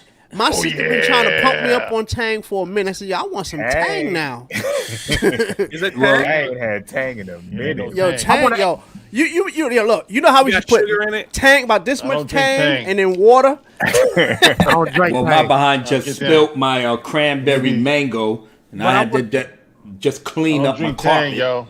Lorraine, some Straight Tang. up Kool-Aid? Like no sugar? man, black people Nah, gotta you put gotta- a ton you of gotta put sugar in sugar their in it. Kool-Aid. You gotta put I sugar. didn't know. I'm just Now, Lorena, I want to ask Lorena because she just said the question I've been wanting to ask everybody on the panel: red Kool-Aid or grape Kool-Aid? Grape, Grape, grape. grape. I want That's purple a hard drink. one, ain't it? That's I want some purple It is. drink. Oh, I like my Purple red drink. Kool-Aid. 19 said Poontang. Poontang. Poontang. Yes. Poontang. Poontang is the remedy for Mark, all your ills. How much sugar you put in your Kool-Aid? A lot, man. You A gotta whole put a lot. lot, you know? bro. But see, I don't drink a lot of it though. You know, only for special occasions like this right here. Like what Jamaj and I drinking. You just yeah. drink that over. Orange Kool-Aid in a long time. Perrier. Hey, Yeah, y'all want to know man. something crazy though? When you drink grape Kool-Aid, your boo-boo is green. Oh, come on, man. He up here talking Come on, about man. boo-boos. Come on. And then talking about the color of the boo-boo, too. This guy. You see how Fatal J said that? He hopped like a little. Oh my Like God. he just be drinking grape Somebody Kool-Aid said just it's to look cool. around. One Yeah. time, Why you gotta hop to the mic? But Before we get hold on. Wait, hold on. Jhan04 with the $3.90 cent super chat. He said high as a kite. Republic is more near the mark. Yeah, definitely that, brother. Them people is high as fuck. I'll move real quick. Yeah. Okay. The reason why I know this is because for a whole summer, when I was a little kid, I drunk nothing but grape Kool-Aid. And I We don't need to know that though, bro. We don't need Come to know on, that. man. You must have nobody ate wants to know something about the else with the boo-boo. grape Oh, Kool-Aid, bro, though. You must have ate like broccoli or Callis, I looked asparagus it or up, something. You Callis, don't I looked just it up. drink Callis, I looked it grape up. and poop green. It's something about the purple dye that turns. This guy, yo, look, only in the Dark Council. When you have Fatal J, 'cause it ain't me. It ain't me. You only on the Dark Council when you have Fatal J bring up Boo Boo and the color and texture of it too. Did you check the texture too, bro? It's almost like it's a science. It's a science with Fatal. All I'm asking you to do is prove me wrong. Get on Google. The purple dye and purple Kool-Aid makes the Boo Boo green. That's all I'm asking you to do, bro. We'll take your word for it, bro. Yeah, I was about to say. I'll take your word for it, brother. If you say your boo boo is green, it's green. It's okay. You know what? I'm kind of glad that the High Republic is going through all this madness right now, because it just lends to my whole thinking that ever since Luke Skywalker came on the scene, dropped what he dropped, it's been. Cookies is like boo boo. See, for white people, boo boo means you got a cut on your finger. All right, That's Southern. Let me explain it to you. Oh God, no, Trump, no. Mom, I got a boo boo. All right, I got a boo boo. There's something wrong. I hurt myself. Now I understand when you say boo boo, it means like all that stuff that come out. Yeah, that's the South. Yeah, here you go. That's what 19K Fox says. Move on, fellas. Yes, sir. Yes, sir, Mr. Fox. Yes, sir. Anyway, as I was saying, see, roses really smell like boo boo boo. Y'all don't know that? Yeah, that's Outkast. That's one of the best. Thank you. Oh my God. Okay. Oh jeez. Look at. Oh, here we go. Jackson? Here we go. Terminus with the $2 super chat. If your boo boo is blue, you call that blue man goo. God Almighty. What did we start? Anyway, as I was saying, And God, what was I saying? It got me so fucked up with the blue and all that. I'm sorry. Yeah, ever since they saw Luke Skywalker broke the internet, it's basically they're just uphill climbing, trying to make their characters so popular, and you hear it from the voice himself.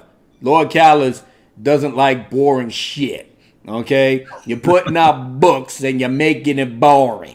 My brother got things to do. He got videos to make. He got an empire to build. He got his family to be dad with. He doesn't have the time to sit around and watch boring shit.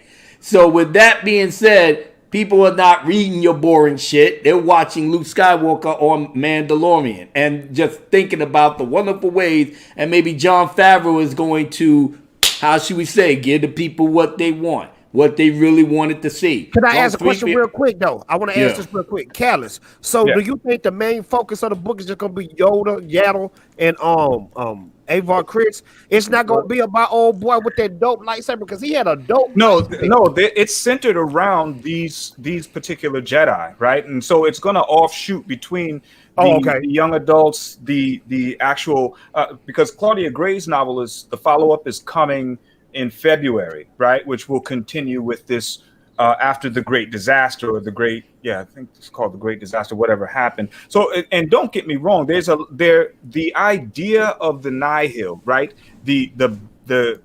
I liked the end result, right? But as they were going through it, it was kind of but then as the big baddie came out, right, and actually became the big baddie, if you will, and he's a little crazy, that I liked. And so I'm interested to see where he's gonna go, where he takes the Nihil, because he's a little twisted, and so that was pretty cool.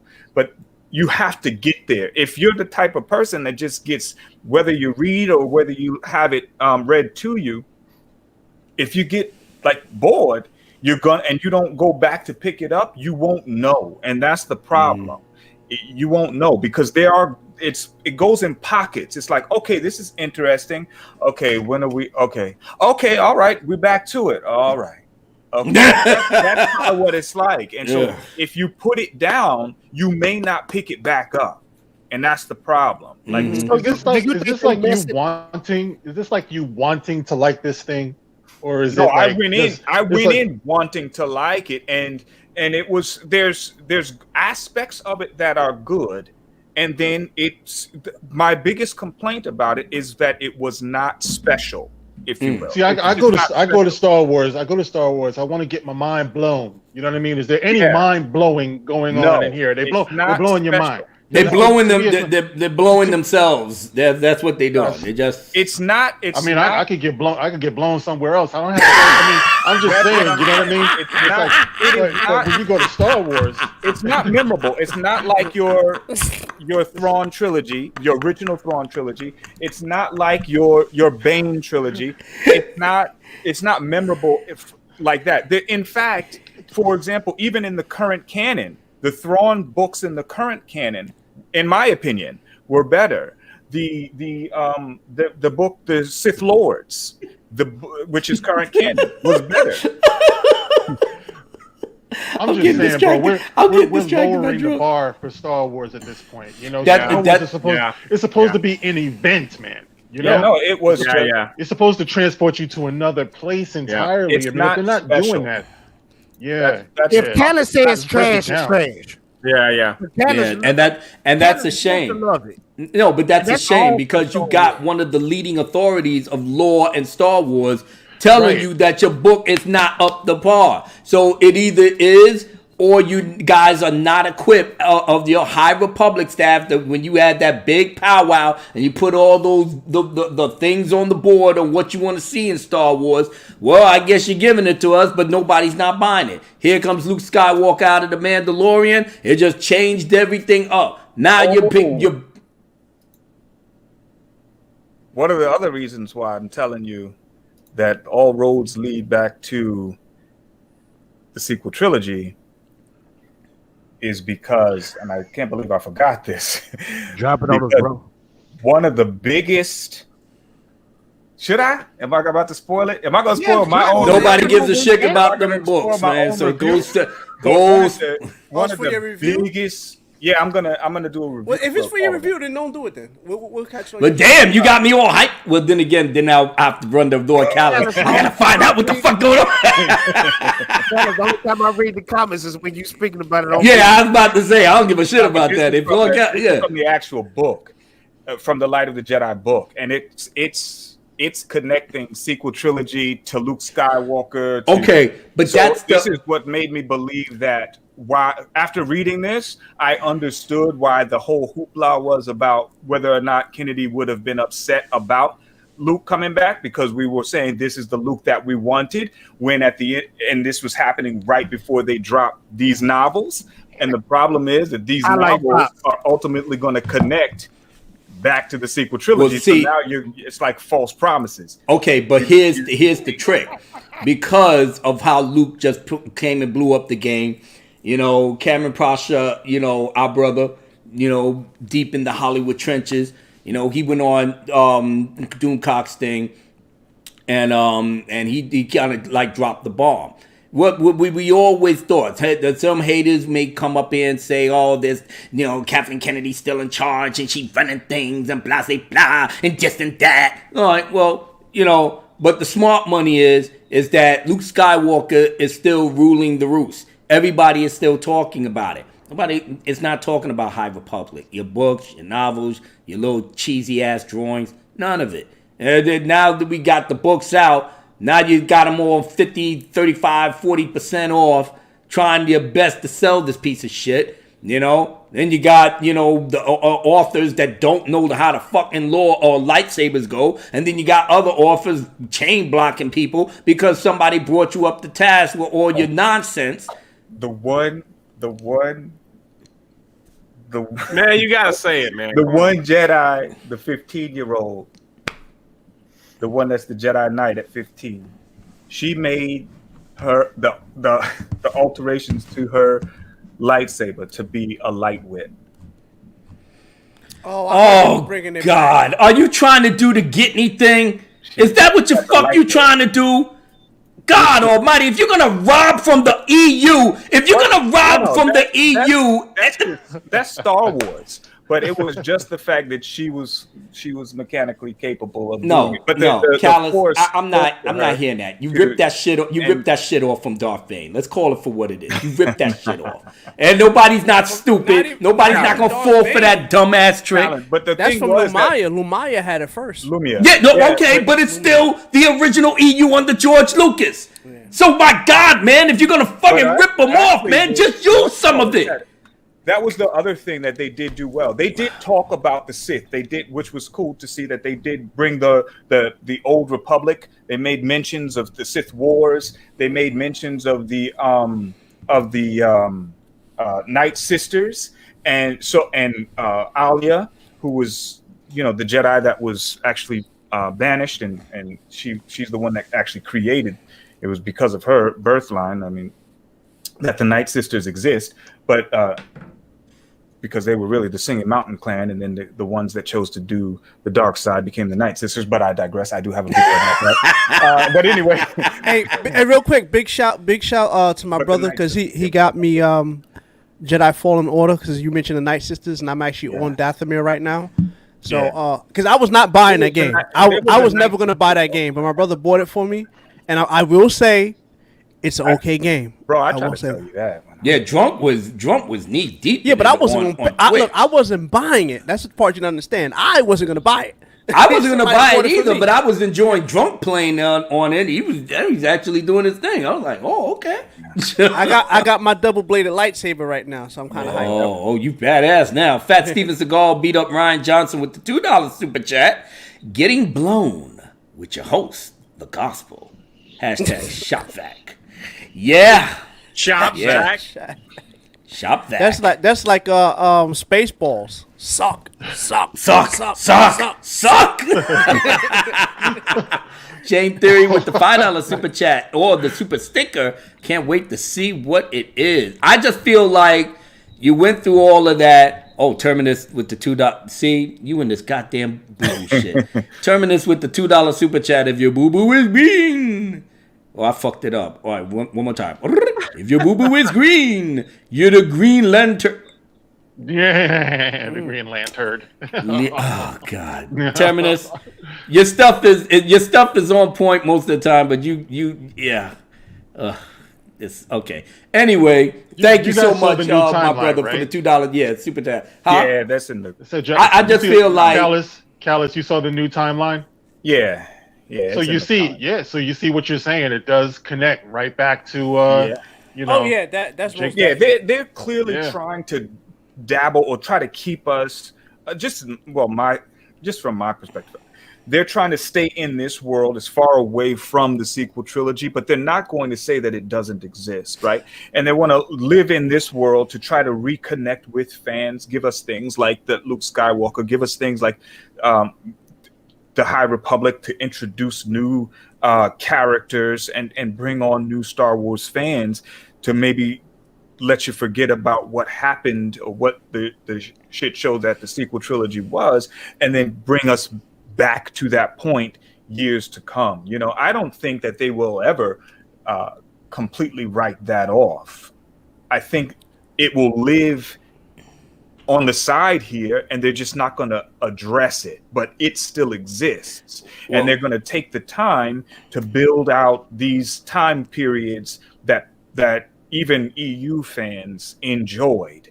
The problem is that they need to make sure that when they do it, that they do it correctly. I have a difference of opinion on that, because there's no way in hell you're going to show us Luke Skywalker the way he's supposed to be and think that anything acceptable behind him going back to the island, Jesus, going back to sucking them titties and sucking. Okay, so I'll just tell you. So basically, the Nihil, right? Do you remember Lars Tekka? Yeah. Wait. He's the one that provided the coordinates to where Luke Skywalker was, right? Oh yeah. So the question is, how does he know this? Well, his family. This is just littered throughout the book. His family is just known for their capabilities for navigating through hyperspace.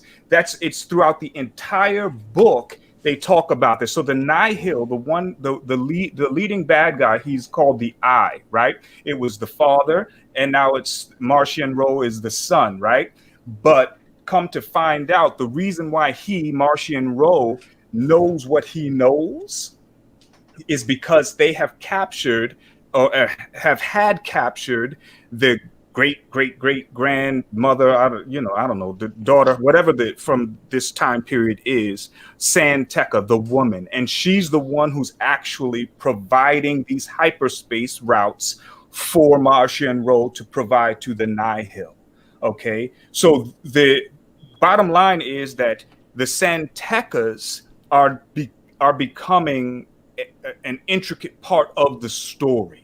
And especially, that was another thing that was lore breaking, is because of that, there was the ability to sort of hyperspace skip. Like people, it was almost like they're turning hyperspace into teleportation, because they were able to go here to here, like literal micro jumps. So it was almost I was about to say teleportation. And I'm listening to that.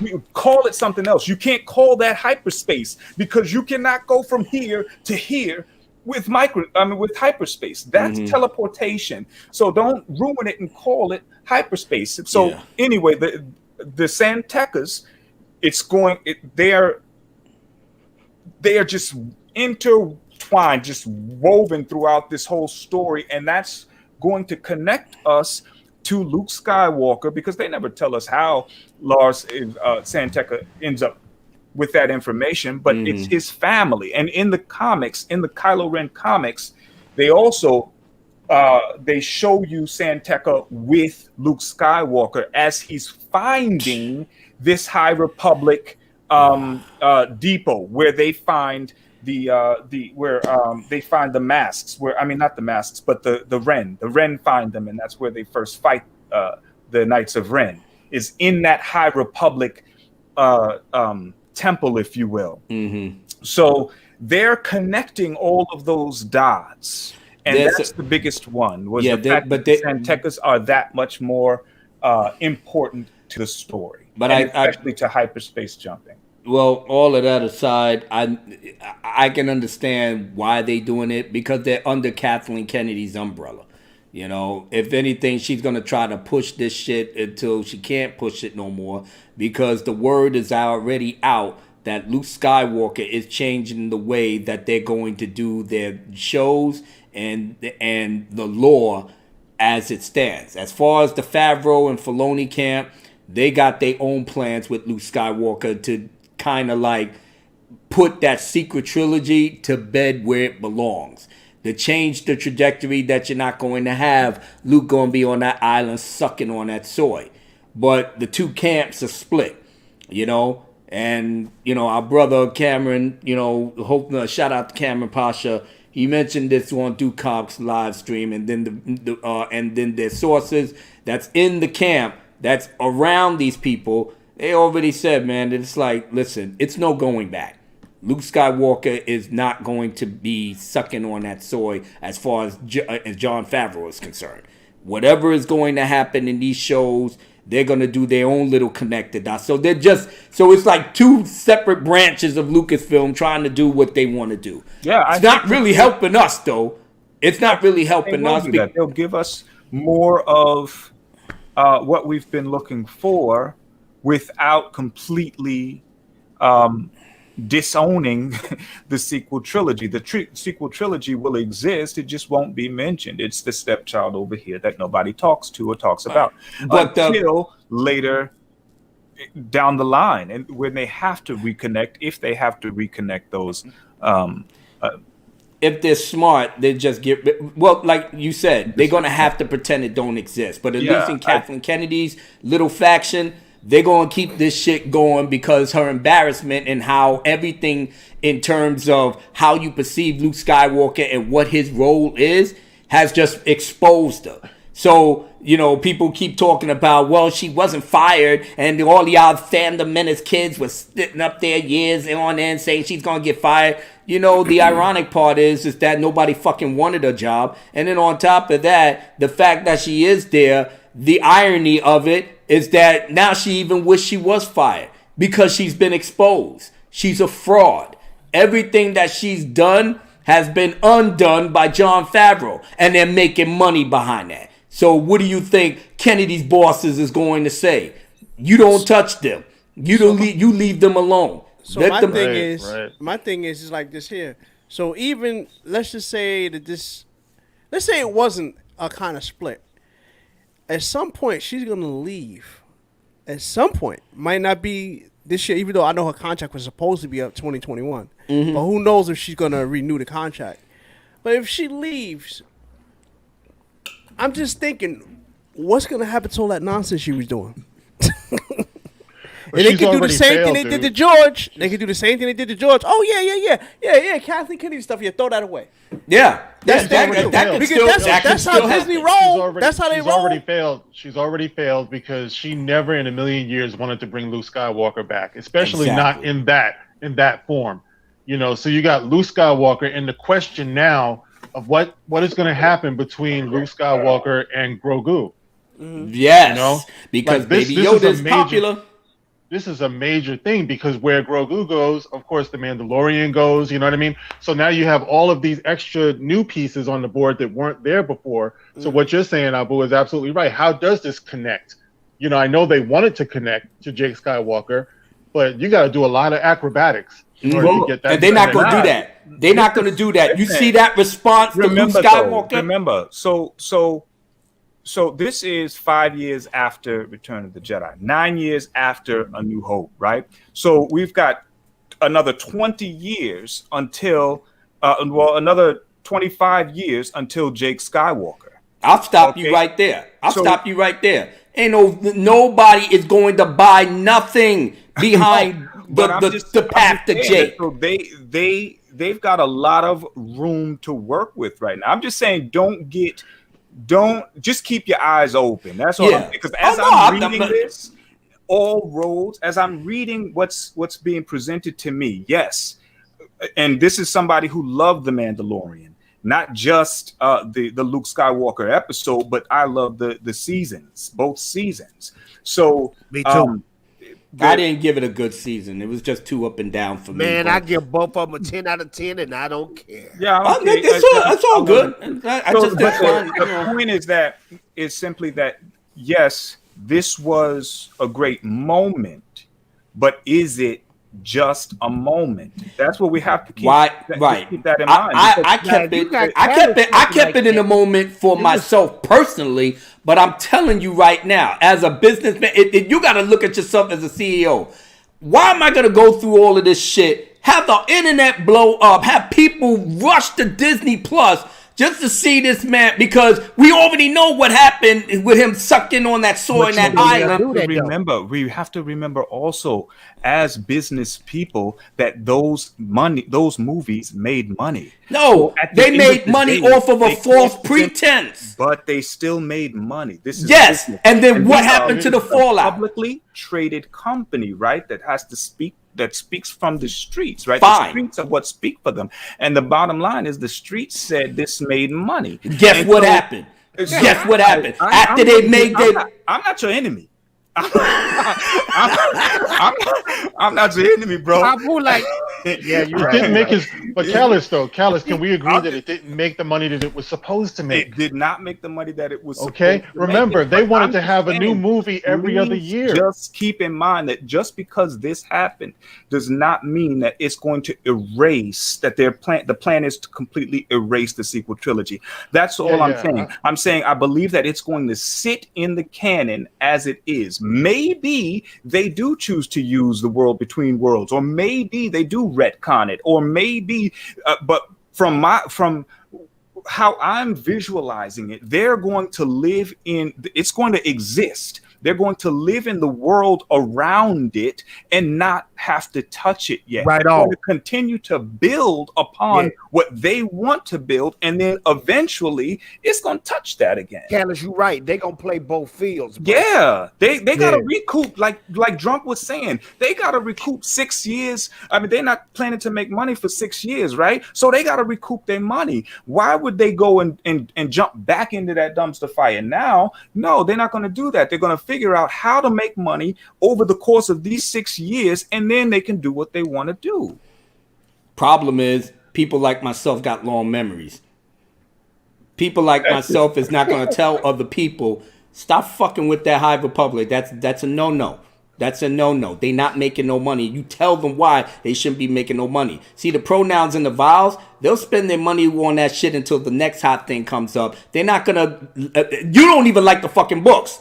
So I can already assume that the pronouns and the verbs and the gender fluid kids, they're not gonna sit on that shit for maybe 5 or 6 years. But remember, I'm looking at it from a true Star Wars, through the lens of you think the new kids? You think the new kids can rock with this? What do you think? I think that it will appeal. Like I said, even that middle grade book, the young adult book, that wasn't a bad book. It wasn't bad. It wasn't poorly written.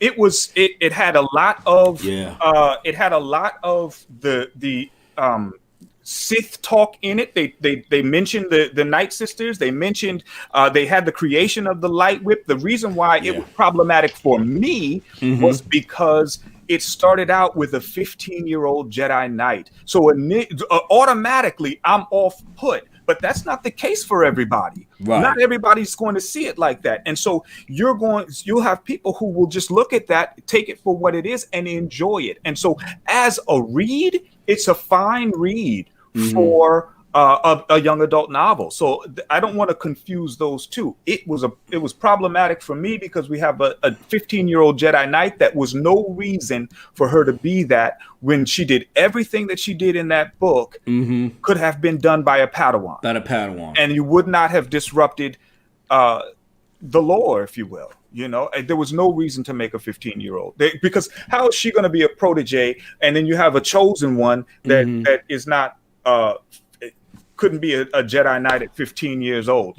So to me was like. Did you say she? Did you say she? Yeah, it's Mary Ellen. Yeah. I mean, consider what you're saying. I mean, I didn't want to. I don't want to go there. I'm just saying. It is what it is. Go there, brother. It is what it is. It is what it is. I'm not surprised. I'm not fucking surprised. It would have kept me in it more if she would have because nothing happened. She didn't do any crazy Mary Sue type stuff. So there was no reason why she shouldn't have just been a Padawan. There was no reason. I just feel as though Jon Favreau is not even going to pay attention to the High Republic or any of their mess. They know where the hearts of the fandom is. They knew this internet wasn't blowing up, was a fluke, and that that alone just told me that at some point they are, and this is what Doomcock said when he was speaking with Cameron Pasha. Both of their sources had kind of confirmed each other that this is two separate camps doing two separate things. Well, Jon Favreau can't go to High Republic. That's too far back. No, but he's not even thinking about those people because that's Kennedy's baby right there. So they're gonna keep their ideology, the hopefully push for fans that kind of like TLJ and all that other bullshit. And they'll just try to make money off of them. But ain't nobody really making no real money outside of the Mandalorian that's having more people come in thanks to Luke Skywalker. Because why would you drop something like that knowing that you saw what the people finally wanted? So now he's with Grogu. So now with Grogu, now you got Baby Yodas that's very popular. So you got now two popular characters going off on their adventures. You don't think they're going to explore that? They're going to explore it. And then it's going to get even more popular because you're getting all the good shit and you're seeing your hero progress the way he's supposed to, building up the Jedi, order and everything like he was supposed to in the movie. And of course, if Kennedy don't like it and these things keep building up the fans' good wishes, the old heads like ourselves that can and will spend money on a product that we like.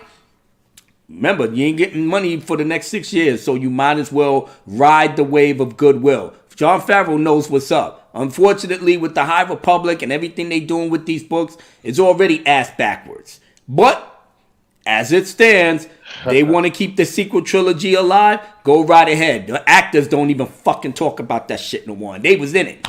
They ain't even digging it. Yeah. Look at what happened. All Mark Hamill had to do was say thank you for restoring Luke to his hopeful, optimistic self. Thank you. All of the Last Jedi apologists attacked him. You know what I mean? They attacked him. Can somebody tell me what happened with that? Because I'm the oddball out the group. What happened with Mark Hamill this week? No, he basically thanked Peyton Reed for putting him in The Mandalorian to, at its very least, exhibit the character that Mark Hamill knew better than Rian Johnson, but the motherfucker was so arrogant, and he said this many a times back in the days. Go to the old interview. Go to the Collider question and answers. When the person asks Mark Hamill, if you was the director of The Last Jedi, telling you, this is from Collider, if you was the director of The Last Jedi, how would you have or used your character? How would you have done it? Right, you know what Rian Johnson did? He was right next to him and he told him, and I quote, yeah, motherfucker, what would you do? You know how disrespectful that shit is? You have fucking kids in the audience. Yeah. And Luke and Mark Hamill tried to darndest. He rolled his eyes, he took a breath, and he just said, well, look, I'm not the director. He just deflected the question. But just the fact that his arrogant ass did what he did, it told the whole story. Even back then when the movie was out. So, no. Mark Hamill thinking Peyton Reed was basically the confirmation that you did what you did. The people responded. I told the people this was not your Luke Skywalker, and you acted like you couldn't give a shit. Then on top of that, when the backlash came, Everybody thought, oh, it was just a small group. Don't worry, we'll be all right. We gonna make Solo. Solo bombed. Now it's all right. Well, let's just don't even pay it no mind. We'll just get the DVDs out and go straight to Rise of Skywalker. Then that shit tanked. All behind that little pebble that was The Last Jedi that turned into a snowball, turned into an avalanche, and y'all haven't been good ever since. Like I said, the pronoun kids, the 18 to 25-year-olds, that was your demographic. That's what you was going for. That shit failed hard. It took Jon Favreau to finally, at the very least, saying, you know what, fuck that bitch. We're going to do our thing over here, and we're going to make it happen with Luke Skywalker. And look what happened. Look what happened. And more people are talking about it. I showed you guys how Finn was trending today. Because everybody is talking about how bad he was done in the so-called sequel trilogy. Yeah. You know? It was just that. I mean, we were saying that throughout the entire sequel trilogy. As soon as I have to give said he was a janitor. Shit, I have to give. That was Star Wars. Like that shit just blew. What? He was in sanitation. What did you guys think about? Plus, did you see that story? I saw the comic too with him walking around with a freaking. He was playing around. I did a video about that too. He was playing around with a mop like it was a gun. Yeah, I'm like, word. That was in the comic, man. It was in the comic. Yeah, that's what I'm saying. I'm like, come on, man. Plus, did you see that story where Ryan Johnson was saying how they were joking about leaving Finn in a coma? Yeah, you saw that, right? Yeah, I seen it. How much more disrespectful can you get? And they're talking about, oh, we got black characters. You joking about just leaving him in a coma. That's why he said. That's why he said in that interview. You know about Daisy Ridley. You know about Oscar Isaac. But when it comes to John Boyega, fuck all, mate. You know, if fuck him up it. Yeah, exactly. That's why the Luke Skywalker thing is going to be always so prevalent with me. And bear with me, everybody in the chat. Let's celebrate our hero. Wait. Drunk was about to say something. I want to hear it because he always dropping nuclear bombs on Star Wars. Nuclear. Okay. Well, no, I was just asking. Like, this is just a disgusting trend that comes from a certain sector of Lucasfilm. The Ryan Johnson, Pablo Hidalgo. Remember that we went through all that crap with Pablo and Star Wars Theory and Star Wars Theory seeing the light a little bit. Seeing the light of God. All that, and you have people that are still sucked into that camp, such as, well, I'm just gonna name drop whatever, such as Star Wars Explained, John Campea, and if you John Campea came out yesterday and made a statement about Pablo Hidalgo and basically saying that all of us were wrong and Pablo Hidalgo was right. And you know what? Classic. I had a video that I was classic Campea. Yeah. Shill. Classic. Shill's gonna shill. And so, I had a video I was gonna do, but I was like, anyway. He wasn't even worth it. Even so, when Pablo Hidalgo, just so y'all know, when Pablo Hidalgo made that thing, and even certain shills were saying he should never have said that. And even Ryan Johnson jumped on the bandwagon. He's like, oh, this makes me cry. Yeah, I mean, he was just like, so that whole crew was making fun of people that had emotional reaction to Luke. This is the same crew that wanted to put, remember, Pablo and Ryan and all of them, they all worked together on this. So remember, Pablo's writing books around The Last Jedi and all that stuff. Mm-hmm. So you got this whole fraction of Lucasfilm that's on this one section over here, which all they do is disrespect fans, make fun of fans, make fun of this, and Pablo Hidalgo has come out multiple times and say, I wish YouTubers would be wiped off. They're scum of the earth.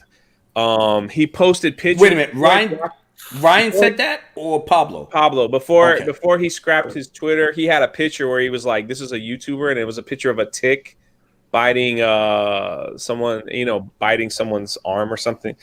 And so you had Ryan Johnson actually making fun of Mike Zero. You had, and so like there's this whole fraction out there where they think they're above everything. They're above the lore. They're above the fans. They're above. I mean, we've had Ryan Johnson specifically come out and say, I don't care about the fans. I'm just going to tell my story. Right. So you have this one section. You look at the Favreau camp. You don't see You don't see Jon Favreau doing that. You don't see. You have that Favreau, the Gina Carano, like all that, Filoni, all that. Whatever you like them or not, you still don't see them doing that. You know what I'm saying?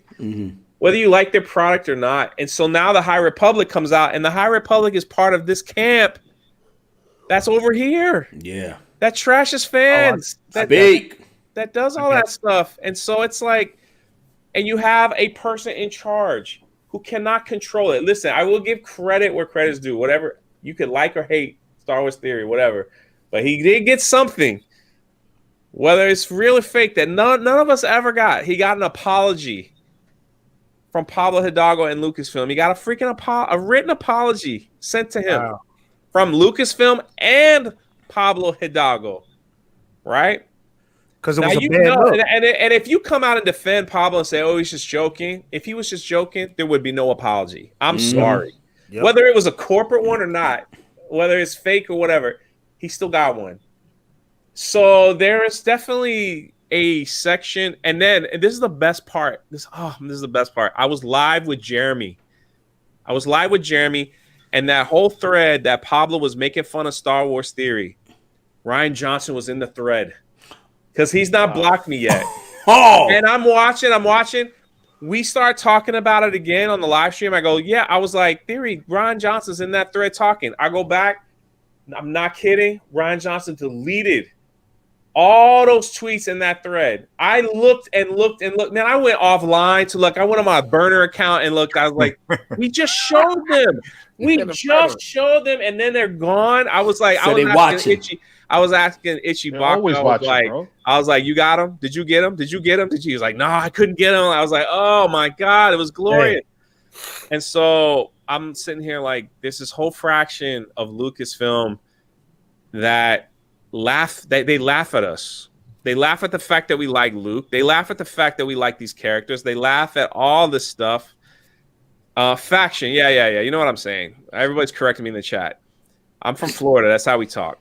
And the High Republic falls over there.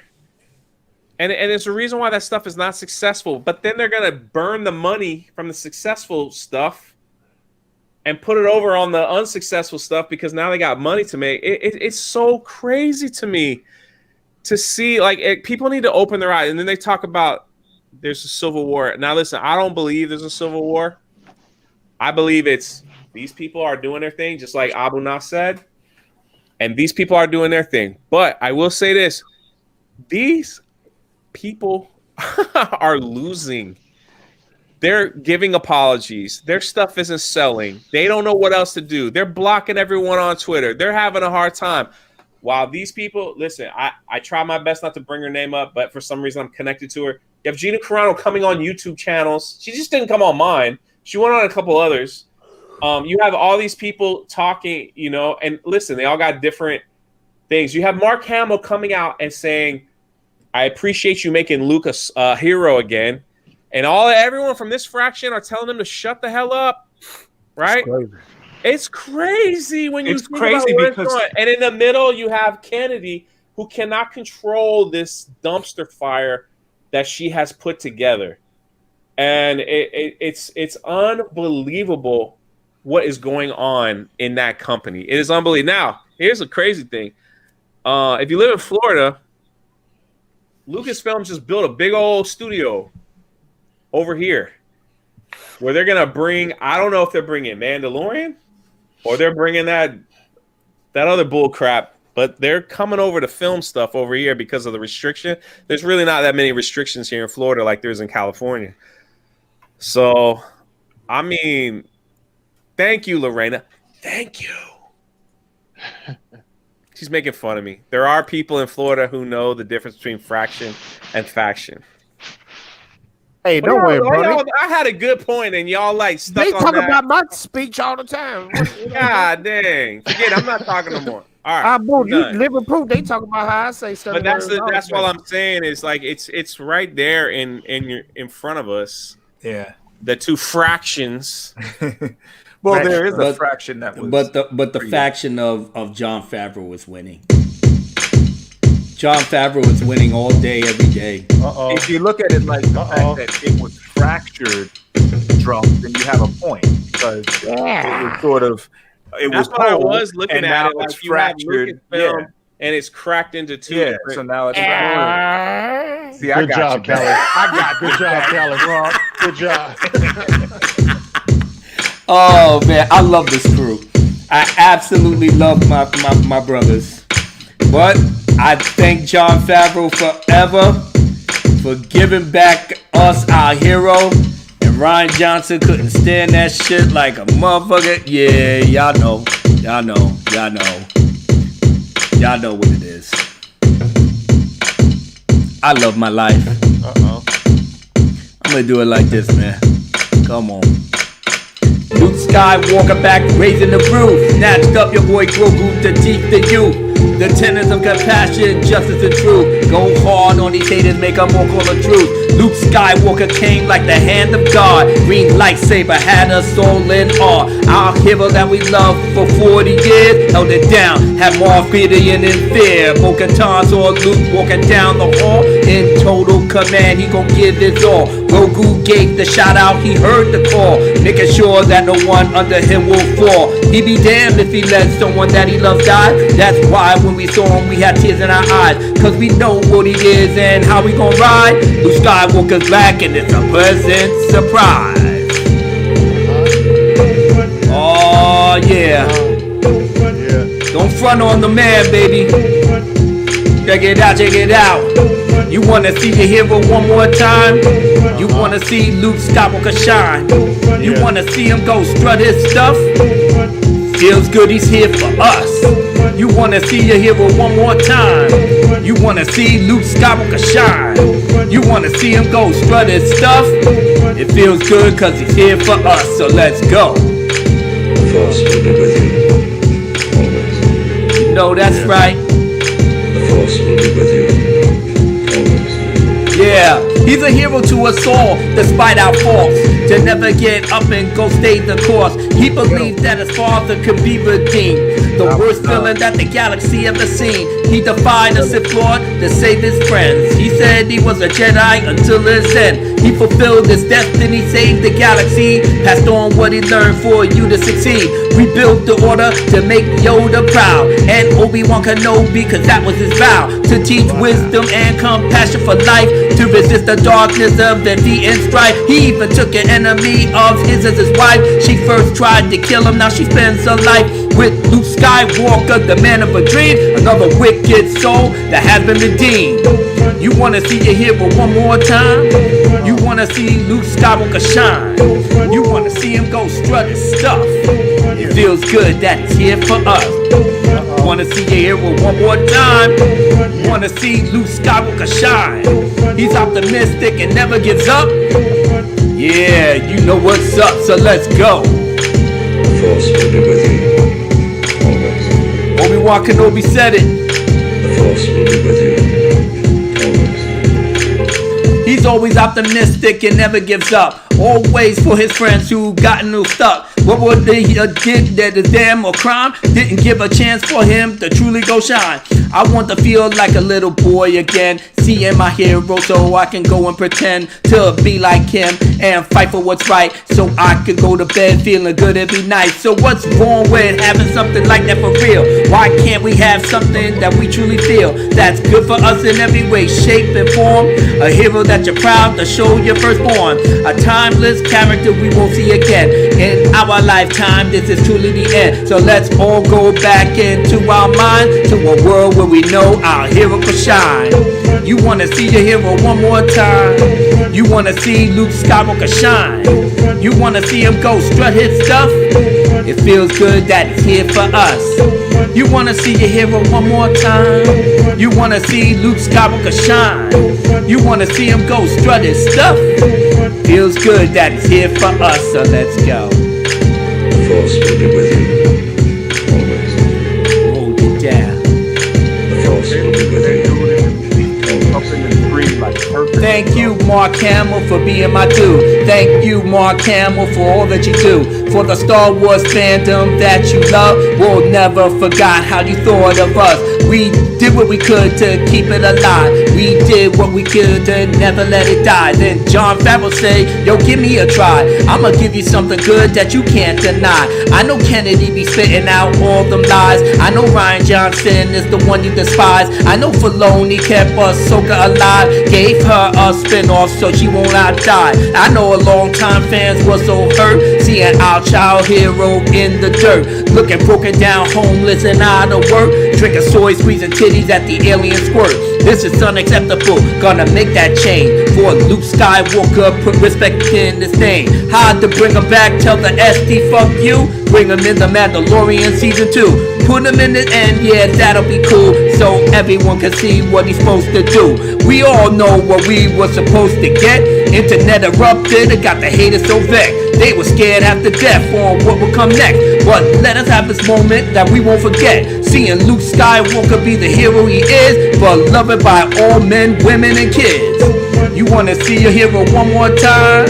You wanna see Luke Skywalker shine? You wanna see him go strut his stuff? It feels good that he's here for us. You wanna see your hero one more time? You wanna see Luke Skywalker shine? You wanna see him go strut his stuff? It feels good that he's here for us, so let's go. The Force will be with you. Always. The Force will be with you. Always. Once again. The Force will be with you. Always. The Force will be with you. Always. Luke Skywalker, the man with the master plan. We got my brothers up here dancing. Now this is the type of thing I love to see. I love this. Hell yeah, baby. Even your boy Trump is getting it in. Making moves like nobody's business. Yeah. Luke Skywalker. The only hero that we know and love. The only one. Y'all crazy, man. That was a great idea, Fatal. How did you get Trump up there? That's the thing that's bugging me. Fatal's first one was flawless because it was like right, it fit right perfectly in the screen, so it truly looked like that dude was on the screen, man.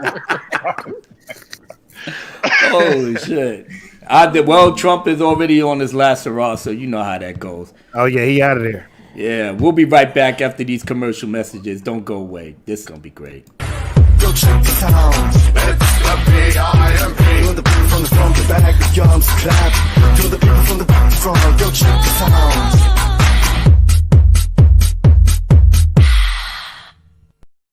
Yeah, that's a commercial you get behind. Almost got caught walking out.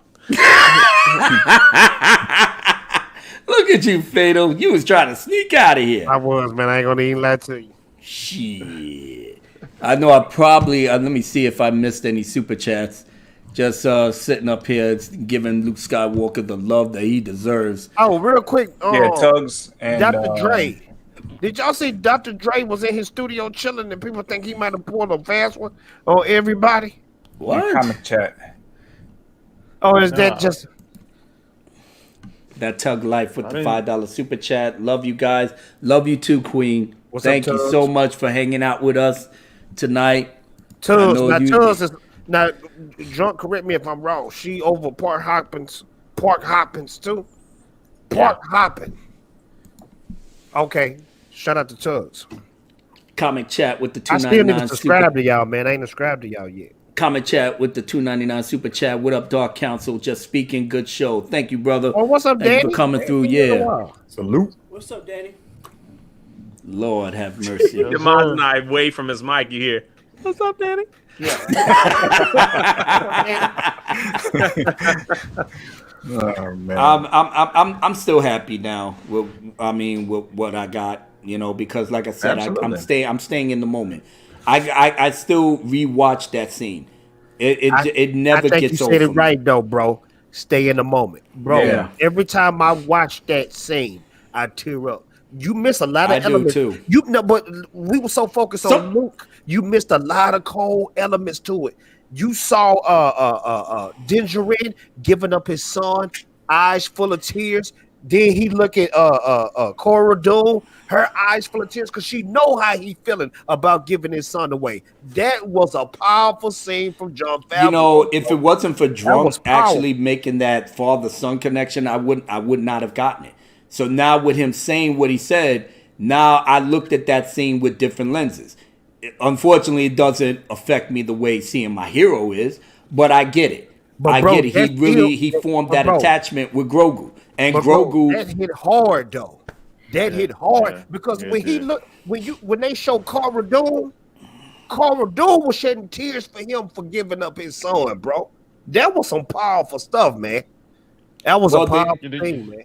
Well, who cracks me up though? Who cracks me up in that whole sequence is Moff Gideon when he's just losing his shit like the whole time. Yeah, like he cracked me up. Plus he tried. He was talking big shit until he found out it was Luke coming over, and he was like, "I'm out, I'm out." But that's the thing, man. When you think about that scene, which nobody is really talking about, the fact that once he recognized that it was Luke, the first thing that he tried to do was kill Grogu. That was his reaction, was to kill Grogu. Right. When Din Djarin stopped him from killing Grogu, then he went to kill himself. So what is that connection? Like, why is he force sensitive? Like, what was it about that situation that Luke made him say, shit, I gotta kill this motherfucker. And if I can't kill this motherfucker, I gotta kill myself. Lorena, you know that was my thinking too, bitch ass wannabe fanboy. But I ain't gonna front. I did like Moff Gideon.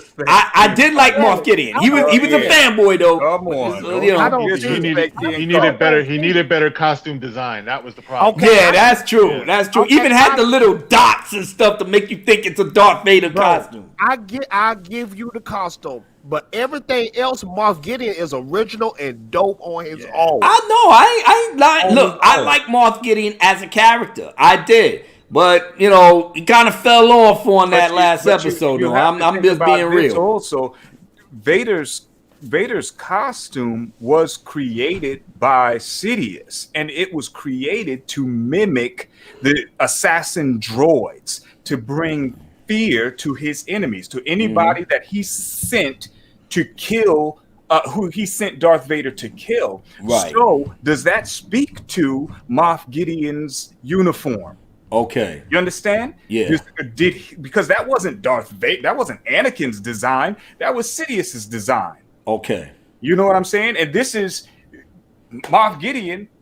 I mean, this time frame that we're in, we're working with the time frame that Sidious could be in that cloning situation, right? That we're cloning Sidious. We should have Sabaoth coming around right now. We should have the introduction of Thrawn right now when we're talking this 9 years after or 5 years after the Return of the Jedi, 9 years after A New Hope. So this isn't the time period that I'm gonna just drop a video about it.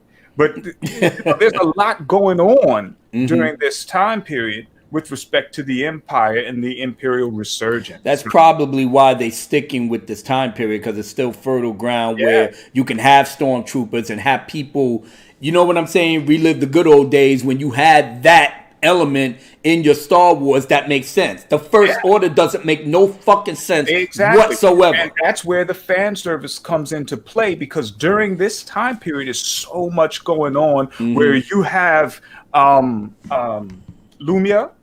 She should be reappearing during this time period, right? You have Luke Skywalker, of course. We have we have Jorah Sabaoth during this time period, the clone. So we have Mara Jade during this time period. Right. We have Thrawn during this time period. Now you add on this new canon. You have Ahsoka, right? You have who else did they? Bo-Katan, right?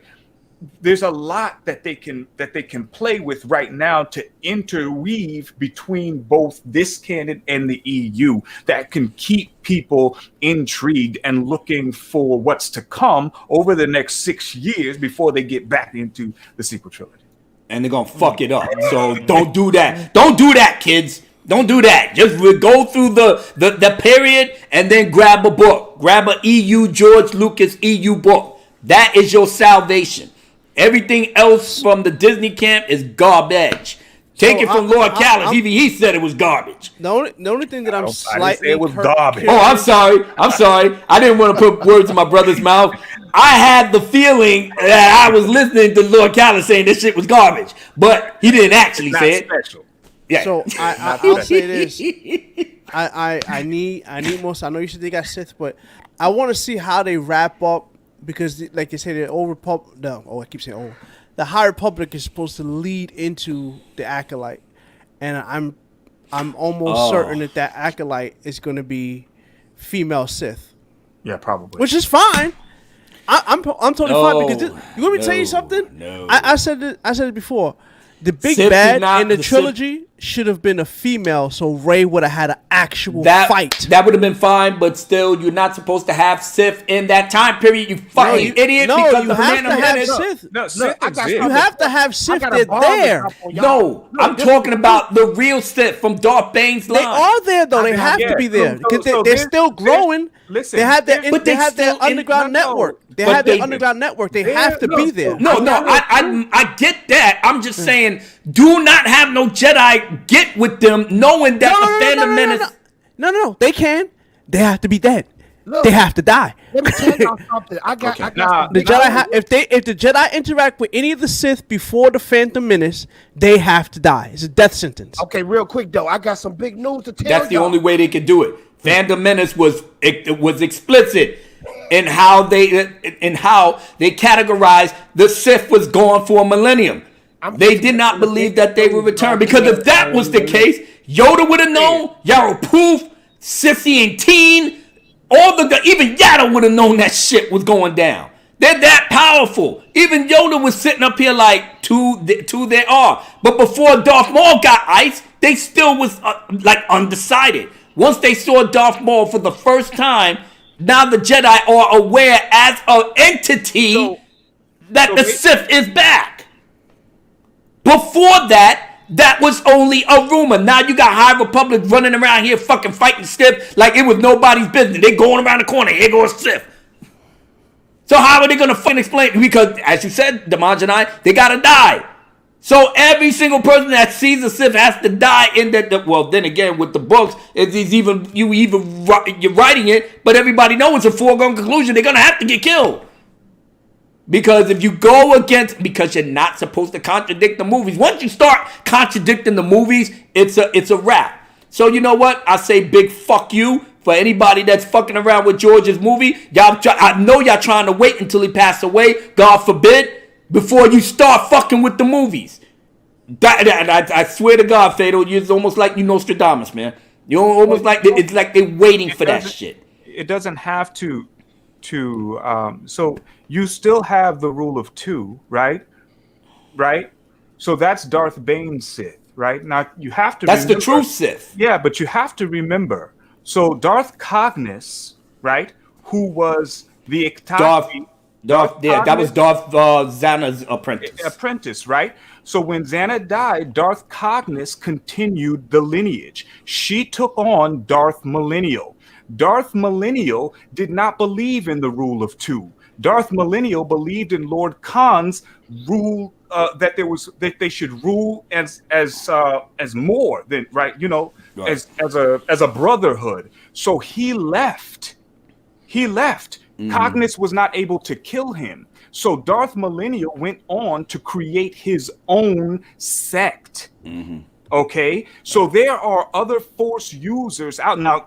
Cognis took on a new apprentice and continued the rule of two, right? And that's Plagueis is under that Bane. We call it Bane's rule of two, right? Really, it's Revan's, but Bane's rule of two. So that Sith lineage she continued, but Millennial continued a different legacy, right? And then we also have the planet Kesh, where it's a planet where not the Chuunthor, because that's the one that crashed on Dathomir, but the Omen. The Omen crashed on Kesh, right? And then you have a planet full of the Kashiri, and you have the Circle of Lords. Right, that's a planet full of Sith, but because of the fact that they didn't have the means to get off planet until we get into the Fate of the Jedi. That's when that's when they. Is that the High Republic book?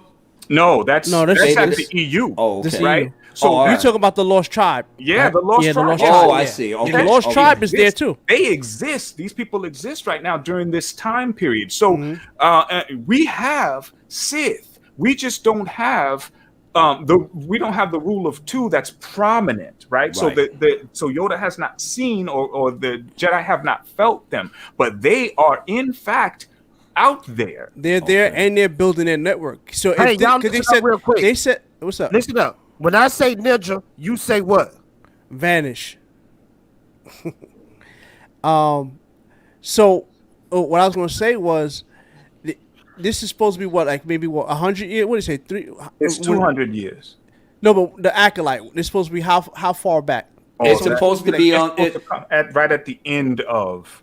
Right the high, so probably like what 150 years before. So 150 years before, if you're talking about an alien race, we don't know how. I don't know if they're gonna continue with Plagueis being a moon. But I don't know how I don't know what it's going to be. If they change it from anything of a moon, I'm not accepting it. That's what George Lucas. It's just a disrespect for the maker all around. I don't know what their longevity is, but he could be alive then.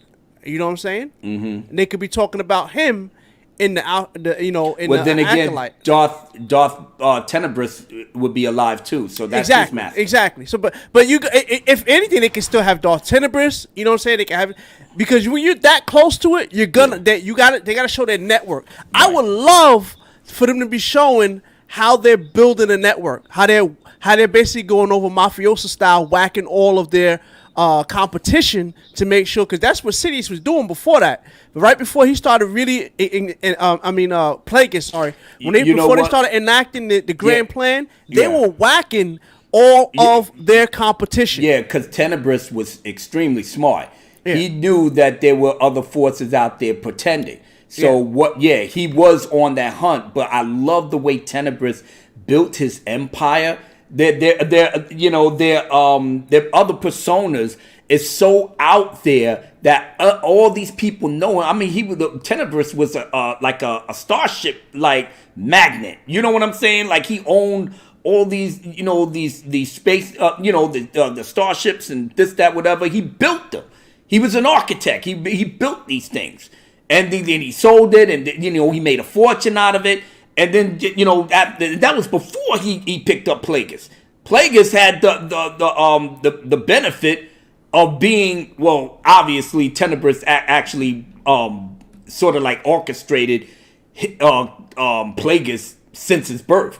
He pretty much put the ear in his mother to get with his father, knowing that he calculated that whoever that was going to be born from that union, he knew he was going to have somebody that he could watch. I mean, Tenebris was a magician when it comes to mathematics. So, but by the time he got with Plagueis, he inherited his father's riches, and now he's with the Money Clan. So you got the banking, and these guys was high rollers, and they was doing it under their persona, like they was Warren Buffett and fucking Bill Gates. Nobody knew they was Sith. They was just shaking hands, doing what they doing. But when they put on their Sith robes and they all alone, then they go into the deep parts of the Force and all of that. I love that shit. I love it. So if you think that they could be going around hacking off, the people from those other sects and stuff, I would love to see that, to be honest with you. Yeah, that's what I would like to see. That's because all right, let's think about like this here. Everything Disney's been doing, it's been basically on the light side. Right. I want to see some dark side stuff. Even though, like Hal said, they are mentioning it. I want to see something heavy, like how we had the Lost Tribes, of how we had the Darth Bane trilogy. You know, the Darth Plagueis stuff. You know, I want to see stuff like that. You know. I hear you. Comic chat with the $4.99 super chat. Abu Nas, I ain't hating on Luke, but don't you think Mace Windu would have been even more fire if the blade was purple versus green? You got a good point, but let me tell you this, comic. So that's the other thing that I think that this book is doing a great job of setting up. Yeah. They've spent a lot of time in the we may see Mace. This is just my own speculation. We may see Mace because they spent a good deal of time with one of the Jedi Knights who was trying to train his apprentice to fall from considerable heights. And then they talked about the fact that Jedi were able to fall from buildings, from the the highest of whatever, the case may be. Mm-hmm. They can't actually fly, but what they can do is soften their land. Now, they made a point of this, and this was part of this Padawan's training, if you will. And when he finally did it, the knight said he was planning to suggest him for knighthood, right? Right. Or to take his trials. Now, this one was 18. He wasn't 15. He was 18 years old. Yeah, a little bit more. Yeah, it was more believable. But the bottom line was the whole time I was seeing that, I'm like, okay, so they're sort of substantiating most of our claims that Mace would not have died from that fall. If he didn't die from the Force lightning itself, that fall would not have killed a Mace Windu. Because, I mean, anyone that's read the books, Mace Windu took his own blade to the gut and kept it moving. Like, you remember that? When he was stabbed by his own lightsaber and he's still pushing, right? I didn't even know that. Yeah. He was stabbed by his own lightsaber and he's in Revenge of the Sith. But anyway, bottom line is that there were so many different things that could have slowed, whether he fell onto a speeder, whether he fell onto another building, he was been capable to survive that fall. And I think that was part of what this book got something in my throat, was trying to let us know. Right. That they may be bringing a Mace Windu back. I honestly tell you the truth, I don't think, when you see his injury in Revenge of the Sith, he just got his hand cut off, which he got his hand cut off when he got the Force lightning. Yeah. Which in both cases, Luke had both. Yeah. And he survived. So I'm thinking Mace's probably, and Mace was at master level at that point. So Mace was at Grand Master level. This is true. Let's be real. He's got Electrum on his lightsaber, and he was the Master of the Order until he passed it to Yoda. Yoda was the Grand Master. Mace was the Master of the Order. Mace gave the Master of the Order title to Yoda. Let's remember that. People, no, he beat. No. George said it his damn self. The only people to beat Sidious are Mace, Yoda, and Anakin. Wow. That's it. Nice. And he was the Master of the Order. He gave that shit to Yoda. Because he's a bad motherfucker. Shut your mouth. Oh, man. Gentlemen, this has been an absolute fantastic stream. I know people hung out with us for 2 hours plus, talking Star Wars, talking the Sith. I could go up. You know what? I love talking about the history of the Jedi and the Sith, but that's only in the George Lucas era. I love the history between these two factions, going in different directions and then pretty much converging on separate instances throughout galactic history.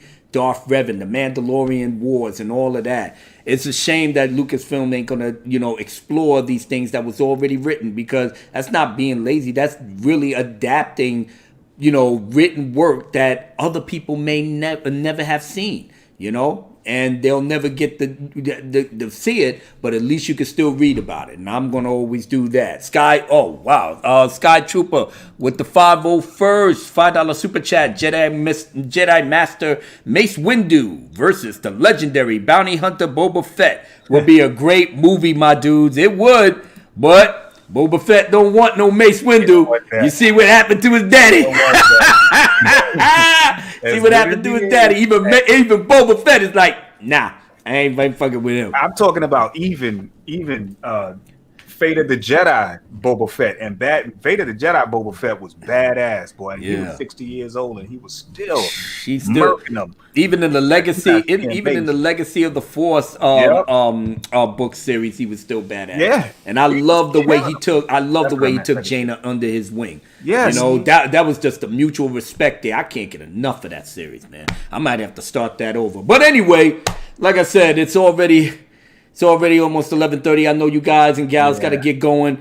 And like I said, we're just so happy. We had 60, almost 70 people, with us the entire time. 121 likes. 121 likes. That's what I'm talking about. Thank you so much. One downvote. One Pablo fan. We always got to get one of the Pablo hang-arounds. Probably a Ryan Johnson, acolyte too, to be honest. Probably Kathleen Kennedy, but who knows.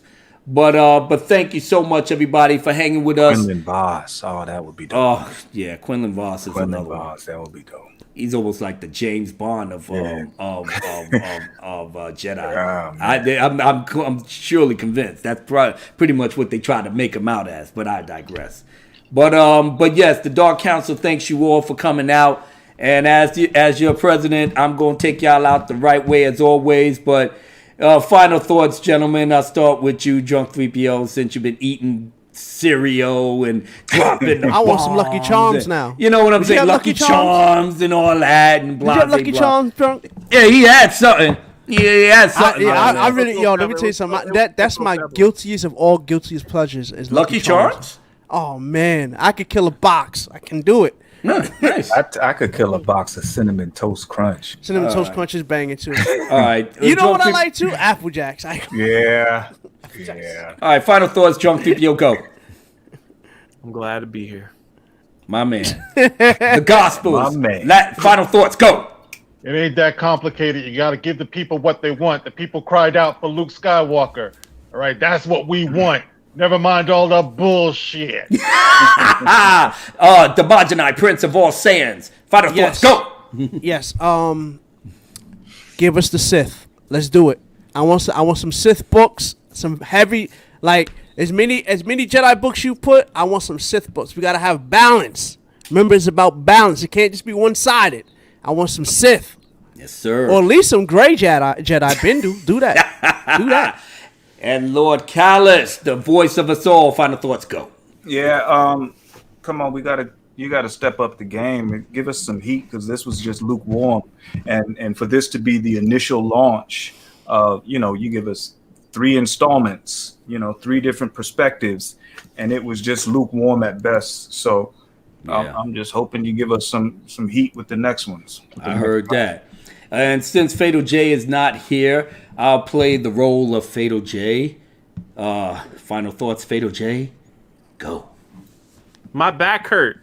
I drank Sam Cola. WWWB. Nice. In every way. That's the one. Oh my God. We love you, Fatal. When he sings a WB. What's the other one? Reading Rainbow. Reading Rainbow. Reading Rainbow. Take a look. It's in a book. It's Reading Rainbow. My brother. So, ladies and gentlemen, I want to send my love out to everyone in the chat. The Dark Council. Hold on 1 second. Star Killer. Phobos is canon. Who? Phobos. Dark Phobos. He's canon. No. Or she. Oh, she. He or she. Everyone in the chat. We would not be anywhere without you guys. Thank you so much for all the support, all the super chats, your whole presence, and all the knowledge that y'all been spitting in the chat. Because I know when I read the playback, I love going through the chats and actually learn something from all of y'all. So with that being said, I was saying 5-man team, but it's still 6-man, even though, Fatal J just ninja vanished on us like he normally does. And, he had to go take care of business. You gotta check the private chat, Abunas. Oh, yeah. Oh, okay. I haven't. Yeah, the private chat's been popping this whole time, bro. Just so you know that. God damn. I'm the moderator. What do you want? Anyway. Uh-oh. Here we go. Here, the Callus. I know this is, here we go. I know this one's for you. Terminus with the $5 super chat. He said, you know what's also lukewarm, Callus? Luke inside the Tauntaun. Good one, Terminus. Very good one. Thank you for the super chat, brother. Now that was on time. Okay, let's see where we left off. 1, 2, 3, let's do it. 6-man team has once again brought you the drama, brought you the love, brought you the appreciation for what we love. So let's do it like nobody knew us, like Brutus. Yeah, I made that rhyme, you know. Edgar Allan Poe, better off calling Geico. Get that discount for the Dark Council show. Lay low, all you bitch ass clowns on the go. The 6-man team or pro, that's how we roll.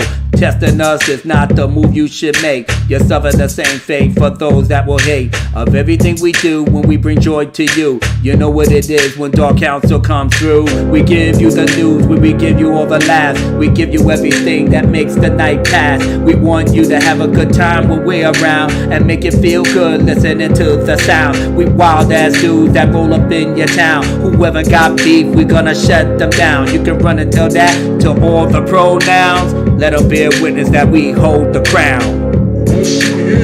Know what you gonna say? Oh, you know that, fam. What you all gonna say? If you're going to know, then you're all gonna say. Cause you all know, like you're all gonna say. Hold it down, hold it down. You already know what it is, baby. Like the Dark Council. One time. Yeah. Hate on me, hate on Mark with the C. Hate on Lord Callus and Drunk with the 3. Hate on Damajanai or Fatal J. Just so as you know, stay the hell out our way. We blaze hot like the meat up in the fire. If you're smart, your ass better go and retire. You run with the fake news, we will call you liar. You need a real fix, then I'll be your supplier. 4-5 in the hizzy, listen to Dawn's Lizzie. The president Abu Nas up in your city. My secret service holding it down like Frank Nitty. They roll on you hard, they're here to get busy. You're looking like a sissy, sucking on mommy titties. Saying yourself, I hope they don't get me. Don't worry, son, Dark Council let you live. He'll give you a path, so go tell the kids. Cause you know, yes, you're all gonna say, you roll that fast. Yes, you're all gonna say, oh, cause you know, and you're all gonna say, yes, you all know this. And you're all gonna say, hold it down like that. Yeah. One time. Pull it out. Yeah. The best in the West, not the least in the East. Our crew is so elite, we gon' kick in your teeth. Before I let you go, let me snatch up your soul. Bring it to the angels so they can all know that you was a fraud from the beginning. The Dark Council is the true born king that will run YouTube and everything within. Bring the force back to balance so the world can spin. Hold it down, Selector, we're back in the house. We're the real deal, son, never chase that cloud. We get blessed cause our heart's in the right place. Celebrate good things in the internet space. Don't worry about the bullshit that you can't erase. Just do good things and you won't get a taste. We gotta say goodbye until next week. When we come back, we'll give you more tasty treats. Cause you know, and you're all gonna say, oh, you know that. And you're all gonna say, oh, if you know, then you're all gonna say, oh, you all know. And you all gonna say, Dark Council, son. And you all gonna say, yeah, we running back all day. Bet you really gonna say, the Dark Council, fam. Then you're all gonna say, oh, you know that's right. Then you all gonna say, we're gonna bring it on the way.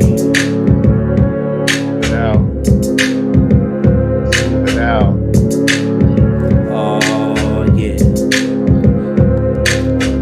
Drunk 3PO.